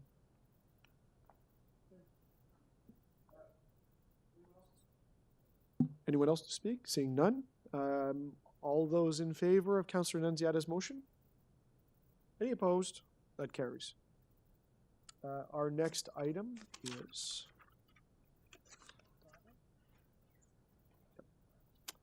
EY 18.27, this is a letter from Councillor Nunziata, the removal of traffic calming islands. Is there anyone here to speak on that matter? Seeing none, I'll move the recommendation. Councillor Nunziata moves the recommendation. All those in favor? Any opposed? That carries. EY 8.29, Edgemore Drive, traffic calming. That's a letter from Councillor Morley. Deputy Mayor Morley, any questions of staff? No, Mr. Seeing Chair. none, Deputy Mayor Morley to speak. Thank you, Mr. Chair. Just moving here within the letter, a recommendation or request for staff to proceed with investigating the option for traffic calming in this stretch of road.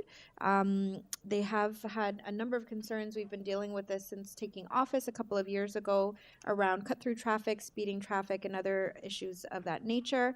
So this is just directing staff to proceed with a review of traffic calming options in this stretch. On Deputy Mayor Morley's recommendations, all those in favor? Any opposed? That item carries. Thank you. Madam Clerk, I think we have some bylaws.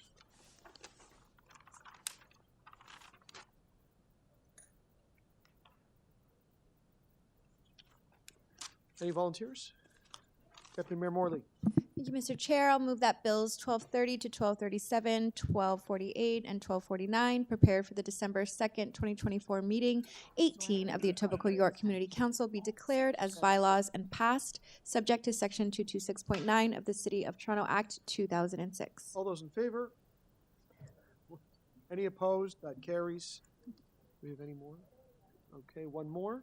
And I'll also move that confirmatory bills to confirm the legislative proceedings of the Etobicoke York Community Council acting under delegated authority at meeting 18 on December 2nd, 2024, be declared as bylaws and passed subject to Section 226.9 of the City of Toronto Act 2006.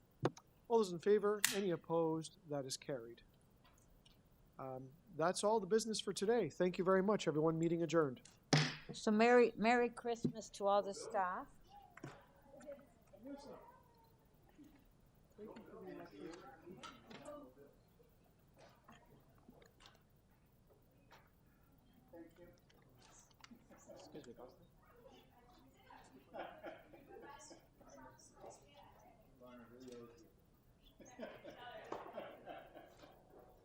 gonna swap her for like a Laneway Avenue widening. Yeah.